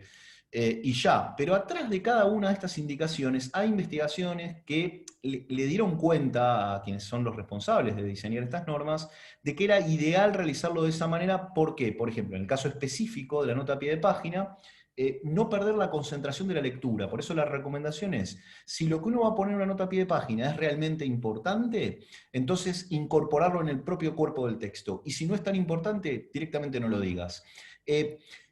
Lo estoy exagerando un poco, pero espero establecer un punto con eso. Es decir, las normas APA son importantes y realmente ayudan mucho. Al principio son muy duras e insoportables. No conozco, sinceramente, una persona que no odie cuando empieza a meterse en este mundo, las normas las odian, todo el mundo las odia. pero poquito a poco uno se va amigando, y yo no sé, Joaquín, vos cómo te estás llevando ahora con ellas. Yo quiero decirles que la verdad logré quererlas, así como son, con sus defectos, pero bueno, no nos queda otra tampoco. Pero no, Joaquín creo que... adoptó, Joaquín ¿Cómo? adoptó, Joaquín adoptó una mascota y le puso APA no, Exacto. No, Joaquín La de tengo acá. tatuaje, mostrá el tatuaje, tiene un tatuaje que dice Norma Zapa, no queda otra, ¿no? I love No, Norma bueno, APA, dice. Norma claro, Zappa y Google corazón. Académico del otro lado. De otro lado, exacto, exactamente. Bueno, nada, eso. Pero bueno, última cosita en relación a lo que dice, exacto, Bebe, claro, corazón APA 7. Bueno, pero tenemos que seguirlo, ¿sí? Esto es importantísimo, tenemos que seguirlo. Entonces, salieron las APA 7, bueno, ¿qué cambia? Ojo que no es que tampoco cambia todo, es todo distinto. Bueno, pero que sí, y tenemos que estar actualizados todo lo posible para no desentonar. Después uno, por supuesto, puede criticar, estar de acuerdo, desacuerdo, pero es importante revisarlo y estar actualizado en este sentido. Ahora sí, Joaco. Bien, última cosa que les quiero mostrar, pero que para mí es importante, y ya con esto terminamos el recorrido por Google, son las estadísticas, ¿sí? Ahí arriba a la izquierda, donde están las alertas, etcétera, etcétera, las estadísticas. ¿Qué quiere decir esto? Acá lo que hace es mencionarme cuáles son las mejores revistas científicas de todas las disciplinas, ¿sí? Tiene como un propio ranking Google académico de cuáles son las revistas las mejores de todas las disciplinas en conjunto. Y fíjense que como siempre primero está Nature, pero después si uno tiene acá va a donde dice categorías y puede hacer un filtro por la disciplina específica a la que ustedes se dedican. Entonces pueden rápidamente tener una pista de cuáles son las mejores revistas de la disciplina o subdisciplina en la que ustedes se desarrollan. Por ejemplo, vamos acá y tenemos, vamos a buscar las nuestras que tienen que ver con ciencias Ciencias sociales, a veces sociales, sí, también está humanidades, es puede otra ser que opción. esté en humanidades, entonces acá ya estoy dentro de categorías, ciencias sociales, subcategorías, y acá tengo todas las subcategorías. Bueno, psicología no está acá, sino que está en humanidades, vamos a volver, a ver. Igual si no, pone cualquiera de Sí, vamos ahí. a poner, a ver, sociología. ¿Sí? Entonces, acá lo que me dice es, de sociología, estas son las mejores revistas para Google Académico, el ranking, ¿sí? Arma el ranking de las mejores revistas. Entonces, Un esto es dato de súper color. importante. El ranking lo arma por la cantidad de citas. No sé si vas a eso y te estoy Dale, arruinando dale. No, dale, el dale, chiste. dale, perfecto, Pero perfecto. claro, uno dice, bueno, ¿y cómo, por qué arman un ranking? O sea, ¿de dónde sale que uno es mejor que otra? Bueno, siempre es discutible qué es mejor, por qué es mejor. Pero bueno, en definitiva el ranking es una orientación, creo yo, ¿sí? O sea, los numeritos que ustedes ven ahí como índice H o mediana de H5, lo que nos marcan es, a ver, son índices que dan cuenta de cantidades de citas que ha recibido, trabajos publicados en esas revistas. Lo contaba Joaquín hace un ratito, esto es muy importante, lo que busca la revista, toda revista, ¿qué es lo que anhela de alguna manera? Además que las contribuciones que le envíen sean buenas, interesantes, que las mismas sirvan para otras investigaciones. ¿Cómo sabemos eso? Porque futuros trabajos empiecen a citar otros que estén publicados en esa revista. De alguna manera, es, si se quiere, uno de los indicadores más fieles a los cuales se logró arribar en las últimas décadas para evaluar la calidad de las revistas, que les sirvan a otros investigadores. Entonces, bueno, de ahí surge este índice, ¿sí? En este caso de cantidad de veces que de autores y trabajos que publican en ese tipo de revistas. De ahí surge ese indicador. Totalmente. Sí, el famoso factor de impacto, ¿no? Claro, el índice H en este caso tiene una particularidad, es distinto. No nos metemos ahí para no hacerlo complicado, pero dos palabritas para hacerla fácil. H5 lo que quiere decir es que durante los últimos tiempos, ¿sí? Pero el tiempo reciente, trabajos que hayan sido citados por eso el 5, más de 5 veces. ¿Sí? Entonces ahí como pueden ver, ahí no sé si lo captaron, Joaquín hizo un clic, y ahí lo que pueden ver es que, ven que dice citado por, en la columna, eso, citado por. Entonces, fue citado desde el año que se publicó, ¿sí? De los últimos años, en este caso son los últimos 5 años, más de 5 veces. Entonces, esa creo 280, 266, Claro. y si sigue bajando va a encontrar muchas más, que ¿cuántas son en total? 95, porque es lo que marca, no, 59, que es lo que dice el índice H5. ¿Sí? Entonces, esas son muchas citas. Así que bueno, nada, de ahí viene Exacto, el número. acá lo que acceden es al trabajo más citado de la revista más citada de sociología, ¿sí? Exacto. Entonces, ese es un poco, a ver, simplemente era para contarles cómo puedo, de acuerdo a la disciplina en la que me estoy desempeñando, cómo puedo acceder al listado de las mejores revistas. Y de nuevo, después lo que puedo hacer es ir a buscar cada una de estas revistas y hacer búsquedas al interior de la propia revista, ¿sí? Entonces yo tengo cuáles son las mejores 5 o 6 revistas, después voy a buscarlas a cada una de ellas en su propia página web y hago una búsqueda con palabras claves en esa revista. Entonces, básicamente lo que estoy haciendo ahí es que eso que yo estoy estudiando, voy a estar a la vanguardia porque estoy leyendo las mejores revistas de el Google académico. ¿Sí? Entonces, es como una especie de contralor para, bueno, si estoy solo en una isla y creyendo que lo que yo trabajo es algo que trabaja en el resto del mundo, o si realmente estoy metido en por dónde va la investigación científica sobre ese tema en diferentes partes del mundo. ¿Sí? Es como, me parece siempre un buen ejercicio que tenemos que hacer como investigadores. Un Dale. comentario para sumar a lo, y de mi parte también cerrar. Esta última sección que estuvo explorando Joaquín, también quiero decirles que cuando más se utiliza en el mundo de la investigación, al menos de cómo trabajamos nosotros, generalmente es cuando tenemos un artículo armado y queremos ver, bueno, ¿dónde lo podemos publicar? Entonces, establecemos un ranking y ya sabemos que en las primeras no, porque tampoco vamos a llegar a las mejores revistas, pero por lo menos podemos ir, porque espero ser claro con Joaquín, no recomendamos ir a buscar adentro de las revistas, recomendamos buscar ahí lo que tienen enfrente de la pantalla por Google Académico, Google Scholar, es lo mismo. La búsqueda es ahí, ¿sí? Por favor. Pero si uno después quiere, por ejemplo, porque quiere chusmear a ver qué está pasando en la revista, esa es la forma que mostró Joaquín recién, ¿sí? O si uno quiere mandar un trabajo eventualmente. Perfecto. Bien, bueno, cerramos con nuestra presentación de Google Académico. Vamos a volver a el PowerPoint que está por acá. Bien, entonces, acá voy a avanzar estos puntos porque por las dudas de si en el caso de que tuviésemos algún inconveniente con Internet, teníamos una serie de capturas, ¿sí?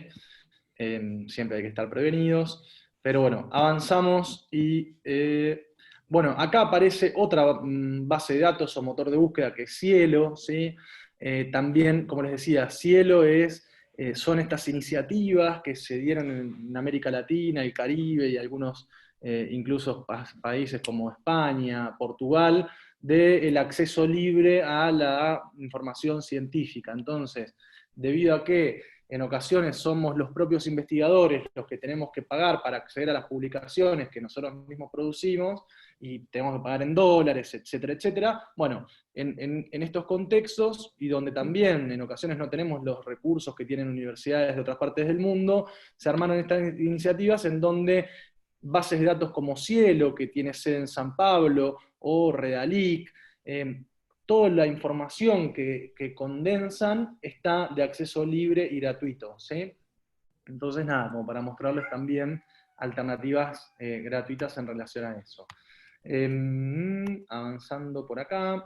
Bueno, algo que ya mencionamos colateralmente es que cuando encontramos un artículo, lo primero que hacemos es revisar el abstract o el resumen. Ahí nos va a dar una pista muy rápidamente si lo que están estudiando tiene la metodología que a nosotros nos interesa, si los resultados realmente nos sirven para poder tenerlo en consideración.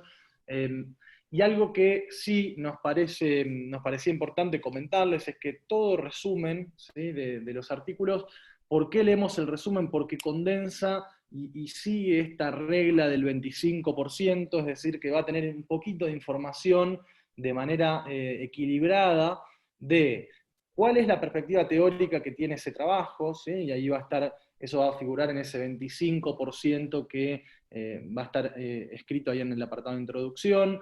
¿Cuál es el método utilizado? ¿Sí? Si es un estudio cualitativo, si es un estudio cuantitativo, si tomaron cuestionarios, escalas test y cuáles de ellos, con cuántos participantes trabajaron, es decir, nos va a proporcionar información sobre la metodología de ese estudio, también nos va a mencionar los principales resultados y también nos va a dar una pequeña pista sobre las conclusiones, es decir, cuáles son los principales hallazgos de los autores. Esto para nosotros es muy importante porque sería el segundo paso, si el primer paso era Bueno, identificamos cuál es el que nos interesa, le ponemos la estrellita, lo mandamos a nuestra biblioteca de Google Académico, y después lo que hacemos es vamos a leer los resúmenes de esos artículos. No nos descargamos el trabajo hasta tanto no hayamos leído el resumen, y tengamos otra pista de que ese trabajo nos puede llegar a servir, ¿sí? Entonces, este sería el paso 2. Y para nosotros es un paso importante porque, como les decía, la información que contiene el resumen está equilibrada. Es muy sintético, pero está equilibrado y ya nos va a orientar sobre la utilidad o no de esa información, ¿sí?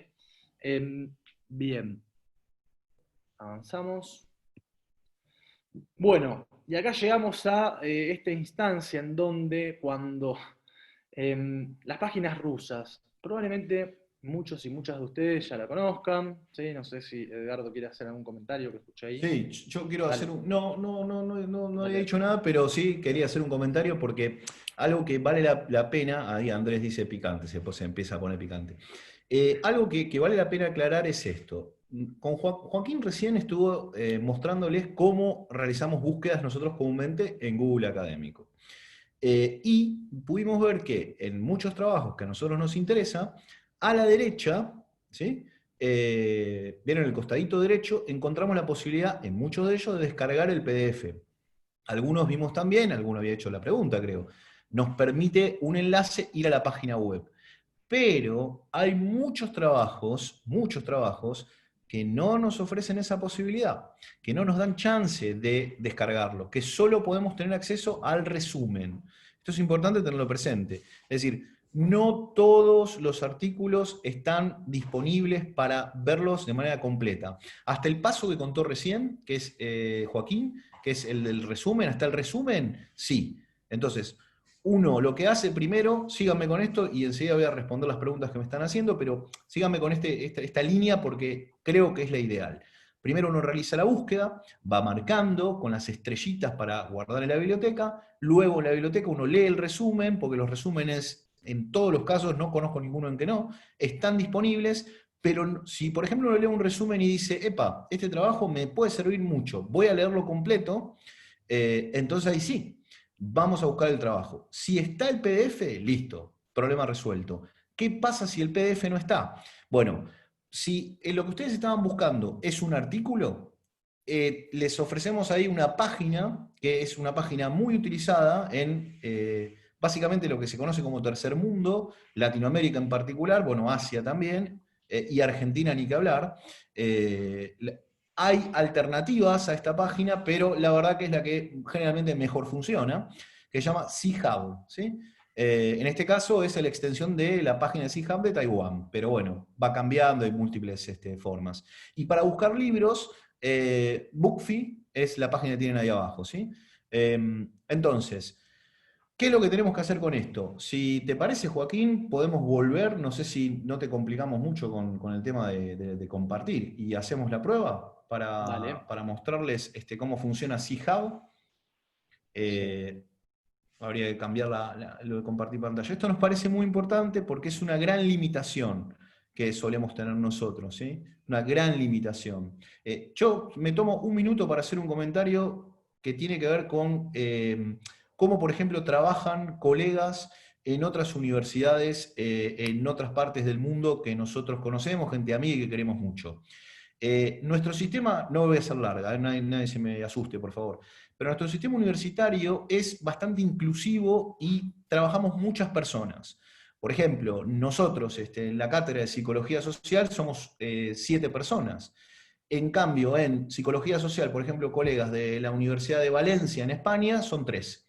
Entonces nosotros siempre somos muchos más en Argentina por cómo está organizada la universidad. Claro, en España son poquitos y están más circunscriptos, tienen muchos beneficios los profesores. Acá en Latinoamérica, estoy generalizando, ¿no? Espero me entiendan.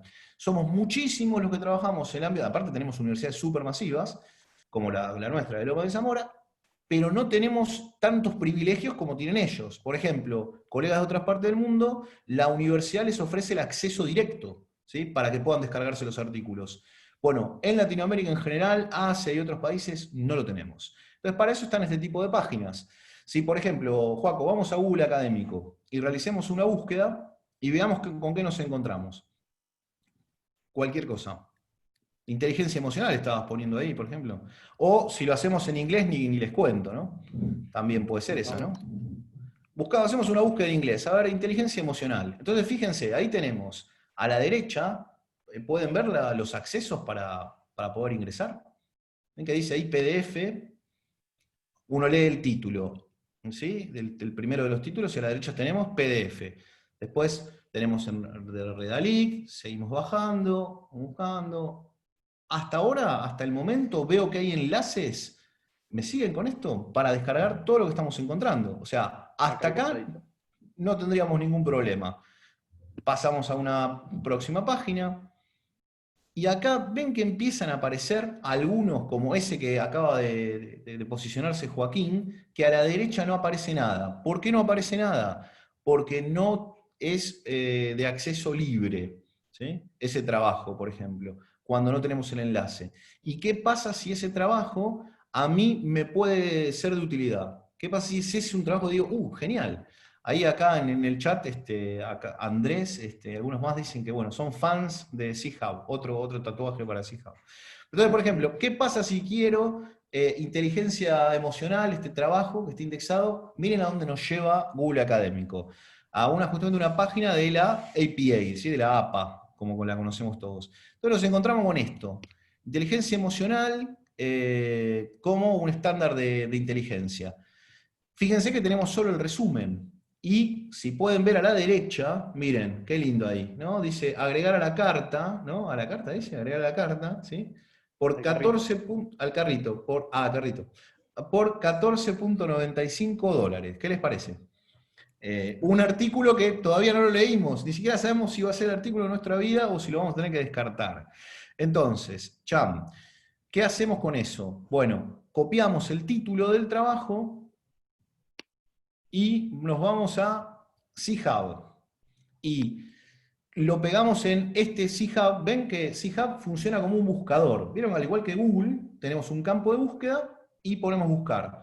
Entonces, ahí Joaquín lo que hizo es copió el título, pone buscar, y si está disponible en la web, C-Hub nos lo permite ver. Esa es la posibilidad que nosotros tenemos. Un comentario que me parece muy interesante, que realiza Ever en el chat, es que acá en Argentina la biblioteca del MinSit, sin duda, brinda acceso a las principales revistas online. Puede ser que haya mucha información que Joaquín y yo no conozcamos, eso no lo descarto de ninguna manera, y quizás esto avanzó y nosotros no lo sabemos. Pero el acceso remoto, así como lo estamos haciendo nosotros vía C-Hub, por lo menos hasta donde yo sé, con este nivel de acceso, no lo ofrece el MinSit. Sí es cierto que indexa muchas revistas e incluso editoriales, eso es cierto, pero con la amplitud con la que uno puede encontrar en, por ejemplo, C-Hub o Bookfy, que es la de búsqueda de libros, que yo sepa, no tenemos la misma chance. Eve agrega, funciona desde las compu de la universidad y se puede usar en las casas de los investigadores también. Si ustedes son investigadores o docentes, pueden conectarse. Ok, nosotros, por ejemplo, trabajamos en el CONICET, en mi lugar de trabajo es un centro de psicología. Desde ese centro del CONICET, yo sí puedo accederlo. Por ejemplo, ¿sí? No a todas igual, pero yo de ese centro de CONICET puedo acceder a muchas, que acá, por ejemplo, con Google Académico no puedo. De todas maneras, en aras de contarles cómo trabajamos en nuestra vida cotidiana, igual usamos C-Hub. ¿Por qué? Pues muchas veces también las búsquedas las hacemos de nuestras casas, ¿sí? O a veces incluso hay cosas que no encontramos. Simplemente para, bueno, si lo conocían, fantástico, y si no lo conocían, sepan que es una herramienta que se suele utilizar bastante en nuestro medio. Nada más. Sí, acá lo que pasó fue, por algún motivo, poniendo el título, no apareció. Yo no sé si puede ser alguna cuestión de conexión o del navegador con el que estoy buscando, pero pueden buscar o con el título del trabajo, o si no, también poniendo la URL del artículo. Esto que dice acá, PMID, es PubMed ID, es decir, el ID de específicamente la base de datos PubMed. El DOI, claro. Acá O si Andrés no, dice el DOI también es el DOI. claro, que es el Digital Object Identifier, es decir, identificador digital de objeto, que es como la la versión evolucionada de lo que antiguamente se rastreaba solamente a partir de la URL. En la actualidad los artículos de la mayoría de las revistas, de las mejores revistas y los artículos actuales tienen este identificador digital de objeto, que es como una especie de patente del artículo científico, para que yo lo pueda localizar independientemente de la URL en donde esté alojada, ¿sí? Es decir, si yo tengo solo la URL, que es lo que pasaba antiguamente, ese artículo está alojado en un blog personal, yo doy de baja mi blog personal y vos perdés el acceso al artículo por tener solo la URL. En cambio, con el DOI, independientemente de dónde esté alojado en la web el trabajo, va y lo identifica. Yo generalmente trabajo siempre buscando en Sci-Hub a través del DOI, o este código que son una serie de números que los copio, los pego acá, y ahí efectúo la búsqueda. Pero igual con el título, Dale. como comenta Bien, Leandro pregunta, con el título igual está perfecto, Leandro, no hay problema con eso, porque puedes perfecto. encontrar también. A ver, el DOI es más específico y generalmente no tenés ningún problema con el DOI, pero bueno, si podés el DOI, pero si no con el título seguro lo encontrás. Totalmente. Una Bien, pregunta, chicos, que sí, quedó como atrás, pero que suena Dale. interesante, es, Patricia preguntaba por qué se las denomina las páginas rusas. Porque la creadora es una informática rusa, que muy, muy importante, que tiene hay un trasfondo político. ¿Sí? Las páginas rusas, porque la que creó esto es una mujer informática que es rusa. O sea, entonces por eso son páginas rusas, porque lo creó esta chica. Esta chica lidera un movimiento de acceso a la ciencia de forma libre que tiene mucho peso en el mundo y creo que cada vez más. ¿Sí? Alexandra, exactamente, Andrés. Y hay muchas iniciativas, no nos metemos ahí para no hacerlo muy largo, pero hay muchas discusiones en la actualidad acerca y más en tiempo de pandemia, acerca de hecho, muchas revistas abrieron sus publicaciones que comúnmente las mismas eran pagas, las abrieron durante la pandemia para facilitar el acceso a la ciencia, porque otros países, como puede ser el nuestro, que estamos más desfavorecidos en este sentido, no siempre tenemos este acceso. Entonces, parte de ahí, por eso se la conocen las páginas rusas por Alexandra. perfecto. Bien, si les parece, avanzamos a este otro recurso que les mencionábamos ahí en el PPT, que es Bookfinder. Es un buscador de libros. Esto para nosotros es muy importante en relación a lo que le mencionábamos al inicio, que muchas veces cuando tenemos que escribir una tesis o necesitamos mayor volumen de información, entonces acá es donde nosotros venimos a buscar libros, que tenemos desde ya, es un buscador de libros genérico, desde textos de ciencia ficción Sí, hasta, literatura en general. claro, literatura en general, hasta libros académicos. Entonces, como hablábamos hoy al principio, va a haber mucha información en inglés, en español no sé si hay tanta, pero acá lo que vamos a encontrar son libros o manuales digitalizados, que yo me puedo descargar del PDF. Entonces, por ejemplo, pongo Handbook, vamos Motivation, a Emotional ver Intelligence. Ahí está. Intelligence, por ejemplo. Entonces voy a ir hasta acá abajo y tengo un montón de manuales en inglés de handbook para el desarrollo emocional y la inteligencia social, mejores prácticas, estudios de casos y estrategias, teoría y práctica del desarrollo, la evaluación, la educación y la aplicación en el colegio, etcétera, etcétera. Es decir, acá yo puedo ver, de acuerdo a la temática que trabaja, puedo ver si me interesa, y si me interesa voy a donde dice Download PDF y automáticamente empieza a generarse la descarga en mi escritorio, ¿sí? De ese manual en PDF. Entonces, estos manuales salen mucho dinero también, pero mucho, mucho dinero, y además nos permite a nosotros tener el acceso a un mayor volumen de información en relación a alguna temática en particular, ¿sí? Y eso, obviamente, si no manejo demasiado el idioma inglés, no pasa nada, me lo descargo, copio, pego en el buscador, en el traductor de Google, que también cada vez funciona mejor, y puedo de esa manera ya empezar a generar volumen en mi escrito, obviamente que no de manera literal, sino apelando al parafraseo y demás, pero es decir, me permite acceder a la información que de otra manera por ahí no tendría esa posibilidad, ¿sí? Un Yo lo que hago a comentario. veces... Ah, dale. No, Dale, que dale. dice Damián Libgen, sí, exactamente, también. Por ahí, desde nuestra experiencia, pero ojo, esto lo digo por los temas que nosotros trabajamos, Bookfinder o Bookfy, bueno, creo que indexa más textos de los temas que nosotros trabajamos, pero Libgen es genial, es fantástica. E-Biblioteca, que comenta Andrés, yo por lo menos no la conozco, pero seguramente debe haber varias, ¿no? Estas son las que más trabajamos nosotros. Andrés agrega que e-biblioteca hay muchos en español, eso es bueno porque Joaquín lo contaba hace un ratito, no hay tanto en español en estos que estamos presentando nosotros. ¿Sí? Y para terminar también, estoy mirando el chat, Rebeca, ¿recomiendan algún traductor un poco más fiel que el traductor de Google? Eh, sí, pero me lo tengo que acordar. Sí, yo no me acuerdo también. Eh, Sí, igualmente, ahora te lo voy yo a decir. particularmente, y esto es personal, o sea, yo uso el Google Translate, para mí funciona excelentemente.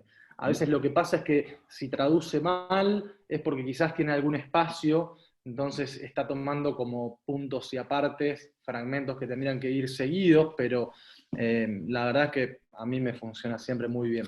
Algo que les aclaro en relación a esto es que uno, antes de descargarse el libro, por las dudas, puede ir a donde dice leer, acá abajo, read, y ver, previsualizar el índice, ¿sí? Como para no descargarnos tampoco cuestiones. ¿Sí? Entonces, puedo ir avanzando, ¿sí? Por el libro y me puedo hasta previsualizar el índice, saber si efectivamente contempla la información que a mí me sirve y recién ahí proceder a la descarga. ¿Sí?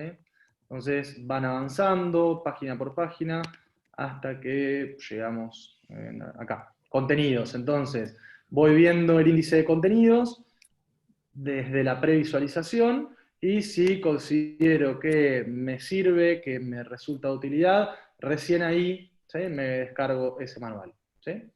Bien, esto entonces así como para... Joaquín, una duda que quedaba ahí dale. pendiente de Gabriela, decía, siempre hay que anteponer la palabra handbook. Si querés encontrar handbooks, sí. Si no, puede ser perfectamente, pueden utilizar como palabra clave la temática que ustedes están trabajando. Si quieren poner inteligencia emocional directamente, les va a encontrar handbooks, si no handbooks, pero de inteligencia emocional. ¿Sí?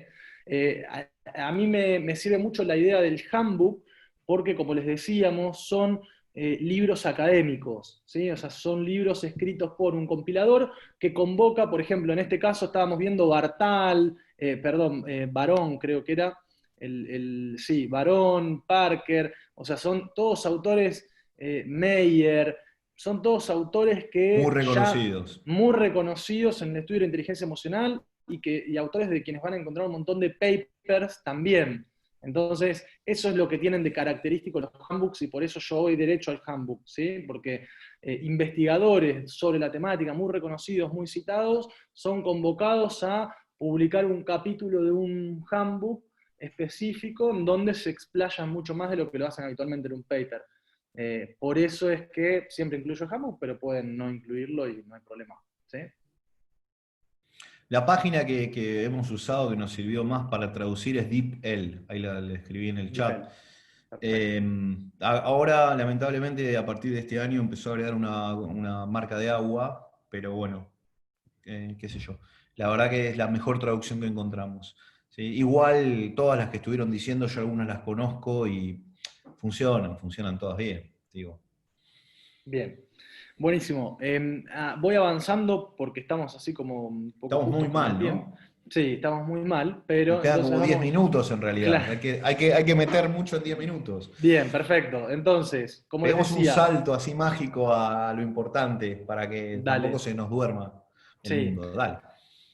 Diarios de búsquedas, estos son como algunos recursos que queríamos compartir con ustedes, que a veces nos sirven como para efectuar búsquedas de información y que eso esté sistematizado y estandarizado, pero bueno, les podemos pasar este PPT para que ustedes lo tengan.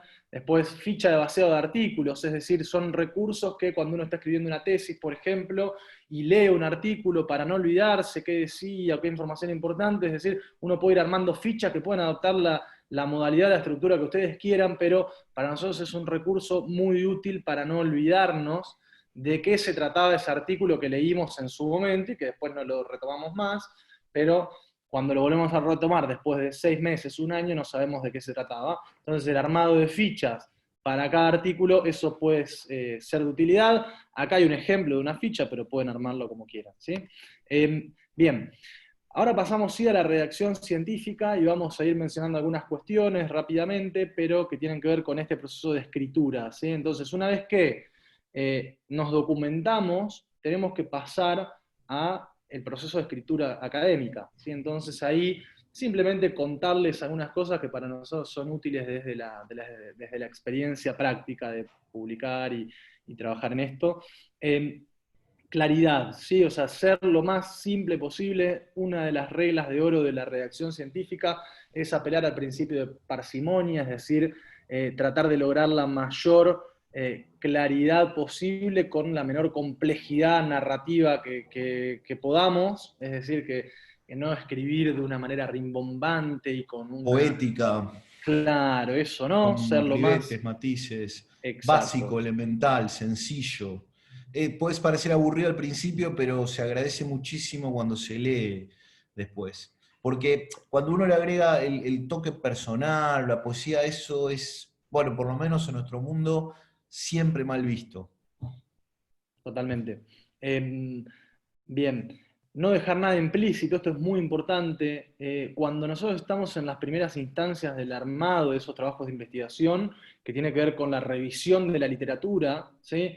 No interesa demasiado cuál es nuestra postura en relación, qué opinamos, nuestra propia experiencia, sino que estamos revisando la literatura, es decir, estamos viendo qué es lo que está disponible ahí afuera, con lo cual todo lo que escribamos en estas primeras instancias, tanto marco teórico como antecedente, tienen que provenir de una referencia, es decir, tienen que ir acompañados de una cita, ¿sí? Entonces, eso es importante, y lo que hace el investigador en esa primera instancia, es decir, donde no aparecemos como individuos y con nuestra propia opinión, lo que hacemos es ordenar esa información que existe allá afuera, ¿sí? Ese es un poco el arte del armado de la revisión de la literatura. Tratar de ordenar las diferentes definiciones. Tengo 5 definiciones sobre un constructo. Bueno, ¿cómo? Utilizando conectores y con diferentes estrategias narrativas, yo puedo ordenar y poner en discusión sin que eso involucre mi opinión personal, ¿sí? Bien. ¿Qué más? Algo que para nosotros es importantísimo en la escritura, y esto yo al menos esto es lo que tengo para decirle de este slide, después no sé si Edgardo quiere aclarar algo, pero tiene que ver con el armado de un índice, ¿sí? Sea lo que sea que estamos escribiendo, ya sean artículos, tesis o lo que sea, el índice es nuestro ordenador, ¿sí? Tenemos que pensar un índice, ya sea para cada capítulo de nuestra tesis o un índice para la introducción de nuestro artículo, pero armemos ese índice con qué puntos queremos ir atravesando y después sigamos ese índice porque nos va a resultar mucho más prolija la escritura, no nos vamos a marear, va a conservar esa coherencia interna que es necesaria para generar los escritos académicos, ¿sí? Entonces, ya sea para una tesis, para un artículo o lo que sea, el índice, y no solo el índice global, sino un índice para cada uno de los capítulos que escribamos, es súper ordenador y es muy importante. No sé si, Edgardo, ¿querés agregar Sí, algo? sí, no, básicamente reforzar lo mismo que estás diciendo vos, porque, por ejemplo, nosotros cuando armamos un artículo, nos proponemos con Joaquín armar un artículo, generalmente lo primero que nosotros pensamos es, bueno, ¿con qué material contamos? ¿Sí? ¿Sobre qué va a tratar nuestro trabajo? Y empezamos a armar, bueno, no sé si decirle exactamente un índice, pero sí la estructura. O sea, es decir, que el índice es eso. Lo que pasa por ahí en el índice uno agrega la cantidad de páginas, ¿no? Jugamos igual un poco con eso, pero es muy, muy útil. ¿Saben por qué? Porque es un organizador. Entonces, por ejemplo, eso nos permite, a veces, cuando hacemos trabajo conjunto, dividirnos la tarea. Bueno, yo voy a trabajar las 2 páginas de tal tema y yo trabajo las 2 páginas del otro. Incluso cuando uno hace una tesis, esto es fundamental, porque uno también va armando los capítulos, ¿no? Y dice, bueno, tal capítulo tendrá más o menos 25 o 30 páginas. Obviamente que todo índice está vivo, es dinámico, o sea, uno arranca con una idea y después, bueno, se va moviendo. Títulos y subtítulos, es muy importante. En realidad, la estructura de cualquier texto académico tiene que poder dividirse en, como marcaba recién Joaquín, en un índice. Ahí vamos a tener grandes apartados. Después tenemos subtítulos que nos organizan. Y si querés pasar al próximo, y ya para ir de a poquito cerrando, ¿cuál es, desde nuestro punto de vista, la forma más elemental de escritura académica? Un párrafo, ¿sí? Entonces, es muy importante entender, esto para nosotros es clave, pensar en la escritura en párrafos, ¿sí? Es decir, un conjunto de palabras que lo que van a permitirnos es tratar de transmitir una idea. ¿Por qué ponemos énfasis en los párrafos? Porque como pueden ver en el ejemplo que tenemos ahí abajo, todo párrafo tiene que tener necesariamente una cita. Si nos ponemos estrictos, ¿no? A veces uno puede escribir 3, 4 párrafos porque refiere a al mismo tema, a los mismos autores, y bueno, hay una sola cita por varios párrafos. Pero en general, un párrafo transmite una idea, ¿sí? Que la estamos tomando de, a su vez, otros autores. O sea, no es una idea personal. Entonces, esto es muy importante porque la idea de una escritura académica, desde nuestro punto de vista al menos, está fundamentada en un conjunto sucesivo de párrafos que tienen que tener una coherencia interna. Es decir, y esto es algo que encontramos mucho en textos académicos que creemos que es un error. Que, por ejemplo, el primer párrafo puede estar bien estructurado, pero leo el segundo y digo, ¿y cómo llegamos ahora a esto? ¿Qué tiene que ver con lo que veníamos antes? A eso es lo que llamamos nosotros coherencia interna. Y acá es muy importante lo que marcaba Joaquín antes, por ejemplo, buscar los conectores. Y ahí está un poco el entramado de cómo nosotros contamos nuestro texto. Esto es algo que lo vamos aprendiendo de a poco, así que tranqui, no hay que apurarse, se va desarrollando poco a poco, ¿sí? Pero es muy importante. Sobre todo, ¿saben qué? Al final, después de desarrollar un ratito de escritura, volvemos a leer y decimos, uy, ¿qué acabo de decir? No entiendo nada. Bueno, perfecto. Entonces volvemos a trabajar ese texto. ¿Qué es lo que quiero resaltar? ¿Cómo conecto una cosa con otra?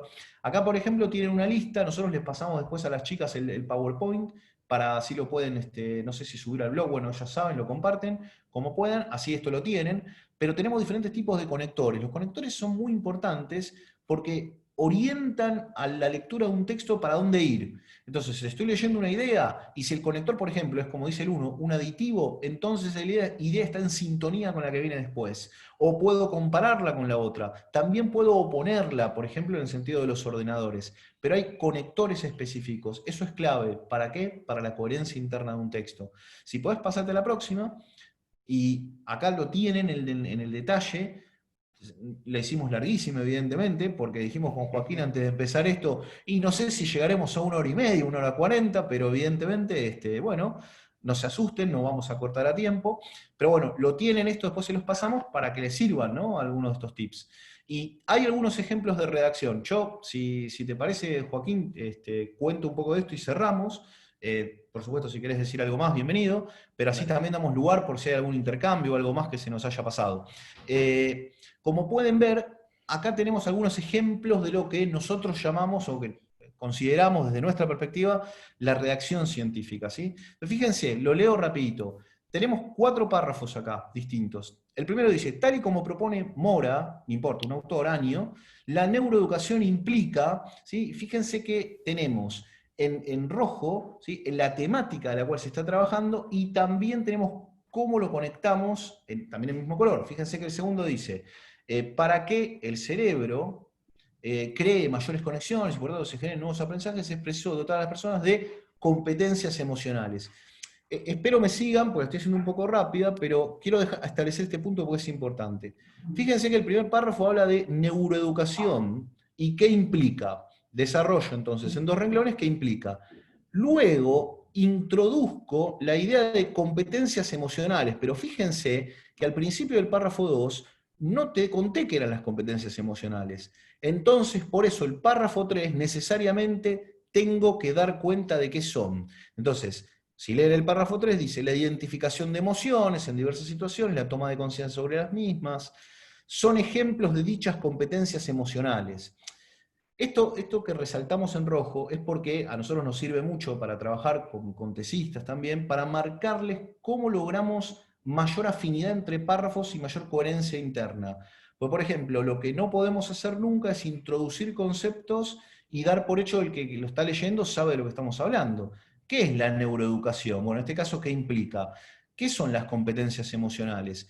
Y fíjense que en el último párrafo, de mi parte para cerrar, dice favorecer su entrenamiento. Siempre en la escritura académica vamos del pasado al presente y de lo general a lo particular. ¿A dónde quería llegar este texto que ustedes están viendo acá? Al entrenamiento. Este es un texto sobre entrenamiento de competencias emocionales. Entonces fíjense cómo arranca de la neuroeducación general, baja a una de las formas para entenderla, que son las competencias emocionales, y luego a un aspecto específico, que es el entrenamiento, ¿sí? Podría ser otro. Siempre el texto va de lo general a lo particular. Creo que tenemos algunos comentarios en el chat. Estas recomendaciones sirven para ensayos. Sabrina, ¿cuál de todas las recomendaciones? No tanto, cuidado, los ensayos tienen una lógica diferente. Perdón, estoy leyendo uno de los comentarios que hizo Sabrina, preguntando si nuestras recomendaciones sirven para ensayos. Tienen otras características los ensayos. Los ensayos en general, por lo menos, insisto, cuidado con esto porque hay muchas disciplinas, nosotros sabemos de la nuestra, pero en nuestra disciplina los ensayos son libres. O sea, nosotros estamos encorsetando, como habrán visto a lo largo de esta charla, encorsetando mucho las cosas. Tienen que hacerlo de esta manera, tienen que hacerlo de otra, tienen que hacerlo de aquella. Los ensayos tienen mayor libertad. También tienen reglas, no es que son completamente libres, pero tienen más libertad. Los términos en rojo están enlazados, exactamente. Es bueno dejar descansar los textos para después verlo. Fundamental lo que dice Eve, a nosotros nos sirve muchísimo. Armamos un texto y saben que nos sirve mucho, además de dejarlo descansar, pedirle a algún colega, algún amigo, algún familiar que nos quiera mucho, que en la medida de lo posible, bueno, nos lea también. ¿Se entiende algo de lo que estoy escribiendo? Y bueno, apelamos a la sinceridad en este caso, para que nos cuente. Y creo que la última consulta que tenemos, Alan, incluso cuando el lector sea un especialista, docente, otros investigadores, ¿también es necesario explicar todo? Bueno, gran pregunta, Alan. Lo que pasa es que para darte una respuesta en realidad es difícil porque tendríamos que ver específicamente qué producción científica querés hacer o quiénes van a ser los destinatarios. Por ejemplo, si yo quiero hacer un trabajo para presentar en un congreso específico científico, ¿no? Un congreso científico sobre la temática, y probablemente, por lo menos lo que hacemos con Joaquín, es apelamos a lo concreto, específico y al dato que estamos aportando. ¿Por qué? Porque quienes van a asistir a ese congreso y seguramente vienen a vernos, son personas que les interesa en particular eso. Entonces no los vamos a aburrir contándole todo de nuevo. Pero, por ejemplo, si tenemos que publicar en alguna revista, dependiendo del tipo de revista, puede que o sigamos la misma lógica, si es una revista específica, concreta de nuestro tema, es que, es más, lo contaba un poco Joaquín antes, si no mandamos algo completamente diferente y acotado a una revista específica sobre nuestro tema, no nos publican. Pero después también hay revistas generales, ¿sí? En donde, por ejemplo, ayuda muchas veces que sea más amplio. O sea, donde pongo un caso, si me lo permiten, y si no, porfa, me corrigen, que la tenemos ahí a Tere. Si, por ejemplo, yo quiero enviar un trabajo hologramática es una revista que no está pensada, Tere me corrige si no, no está pensada para que la lean psicólogos específicamente o psicólogos sociales particularmente.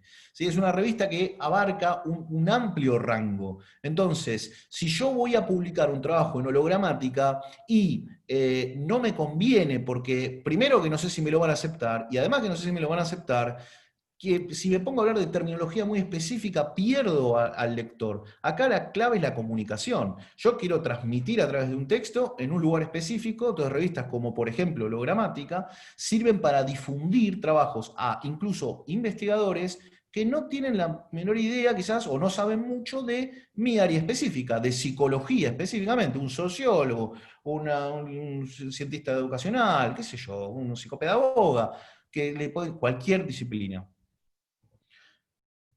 Ya está. Bien, sí, yo lo que hice fue, dejé de compartir, ya con eso estábamos sobre el final, pero bueno, también estamos sobre la hora, así que nada, quería ver si había... Y así como dejamos Dale. descansar los textos, también los vamos a dejar descansar un poco ustedes. Muchas gracias No, por a favor, todos, muchas a todos por gracias. estar ahí.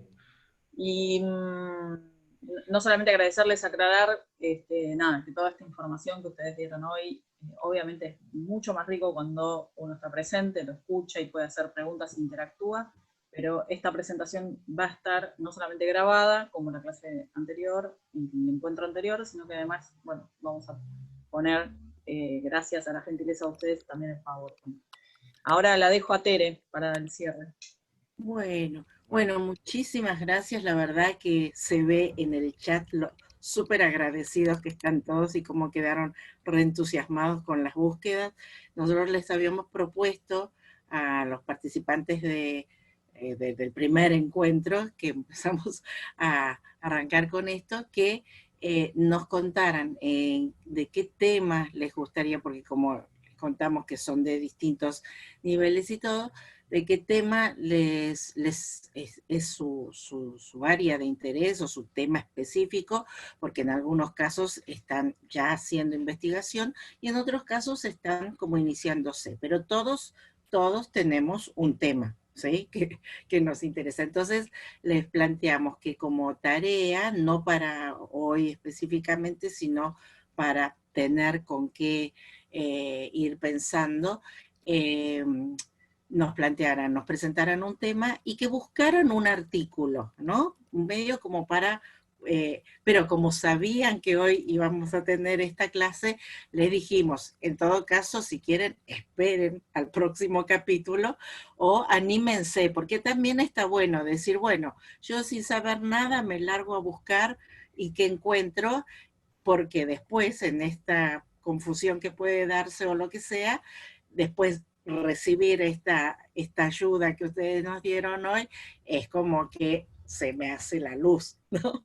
Entonces, Bueno. también propusimos Buenísimo. esto porque como una estrategia también, ¿no? De decir, bueno, a ver, anímense. Muchos, yo creo que lo han hecho, pero han dicho, yo me lo guardo por las dudas, otros fueron como más profusos, pero algunos nos dijeron, no es que tenemos que esperar a la próxima clase, y le dijimos, es libre para hacerlo, obviamente van a tener más herramientas con esto, pero ya me veo que a partir de esto les va a resultar muy difícil decir, bueno, ¿y qué artículo? Porque nosotros le dijimos un artículo, porque se imaginan que la propuesta no era tanto para ver si habían encontrado un artículo adecuado, sino que si habían podido llegar y si lo podían presentar con normas APA, ¿sí? Como una dificultad.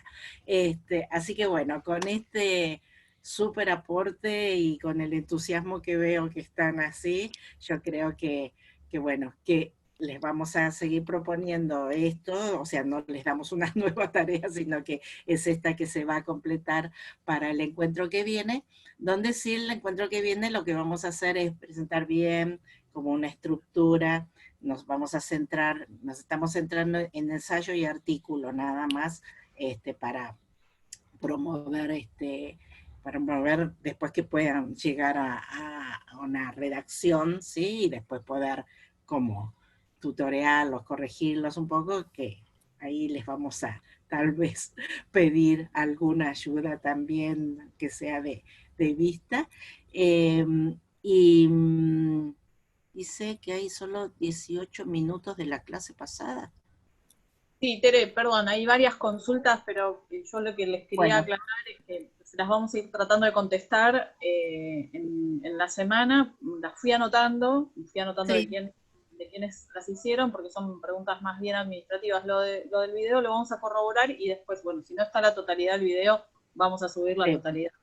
Vemos. Ok, listo. Bueno, nada, Muchísimas gracias. por favor no se Muchas olviden gracias.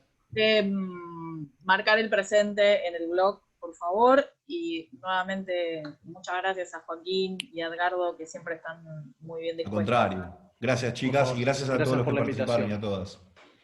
Gracias Muchas a gracias, ustedes. Nos vemos con todo el resto la semana que viene, el miércoles a las 17 horas nuevamente, por este mismo canal, las mismas coordenadas. Ok, listo. Adiós. Abrazos para todos. Hasta luego.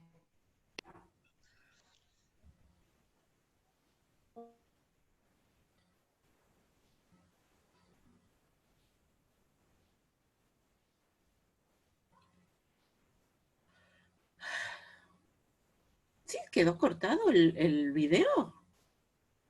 No sabes que no lo sé. Espérame un minuto que dejo de grabar. Mm.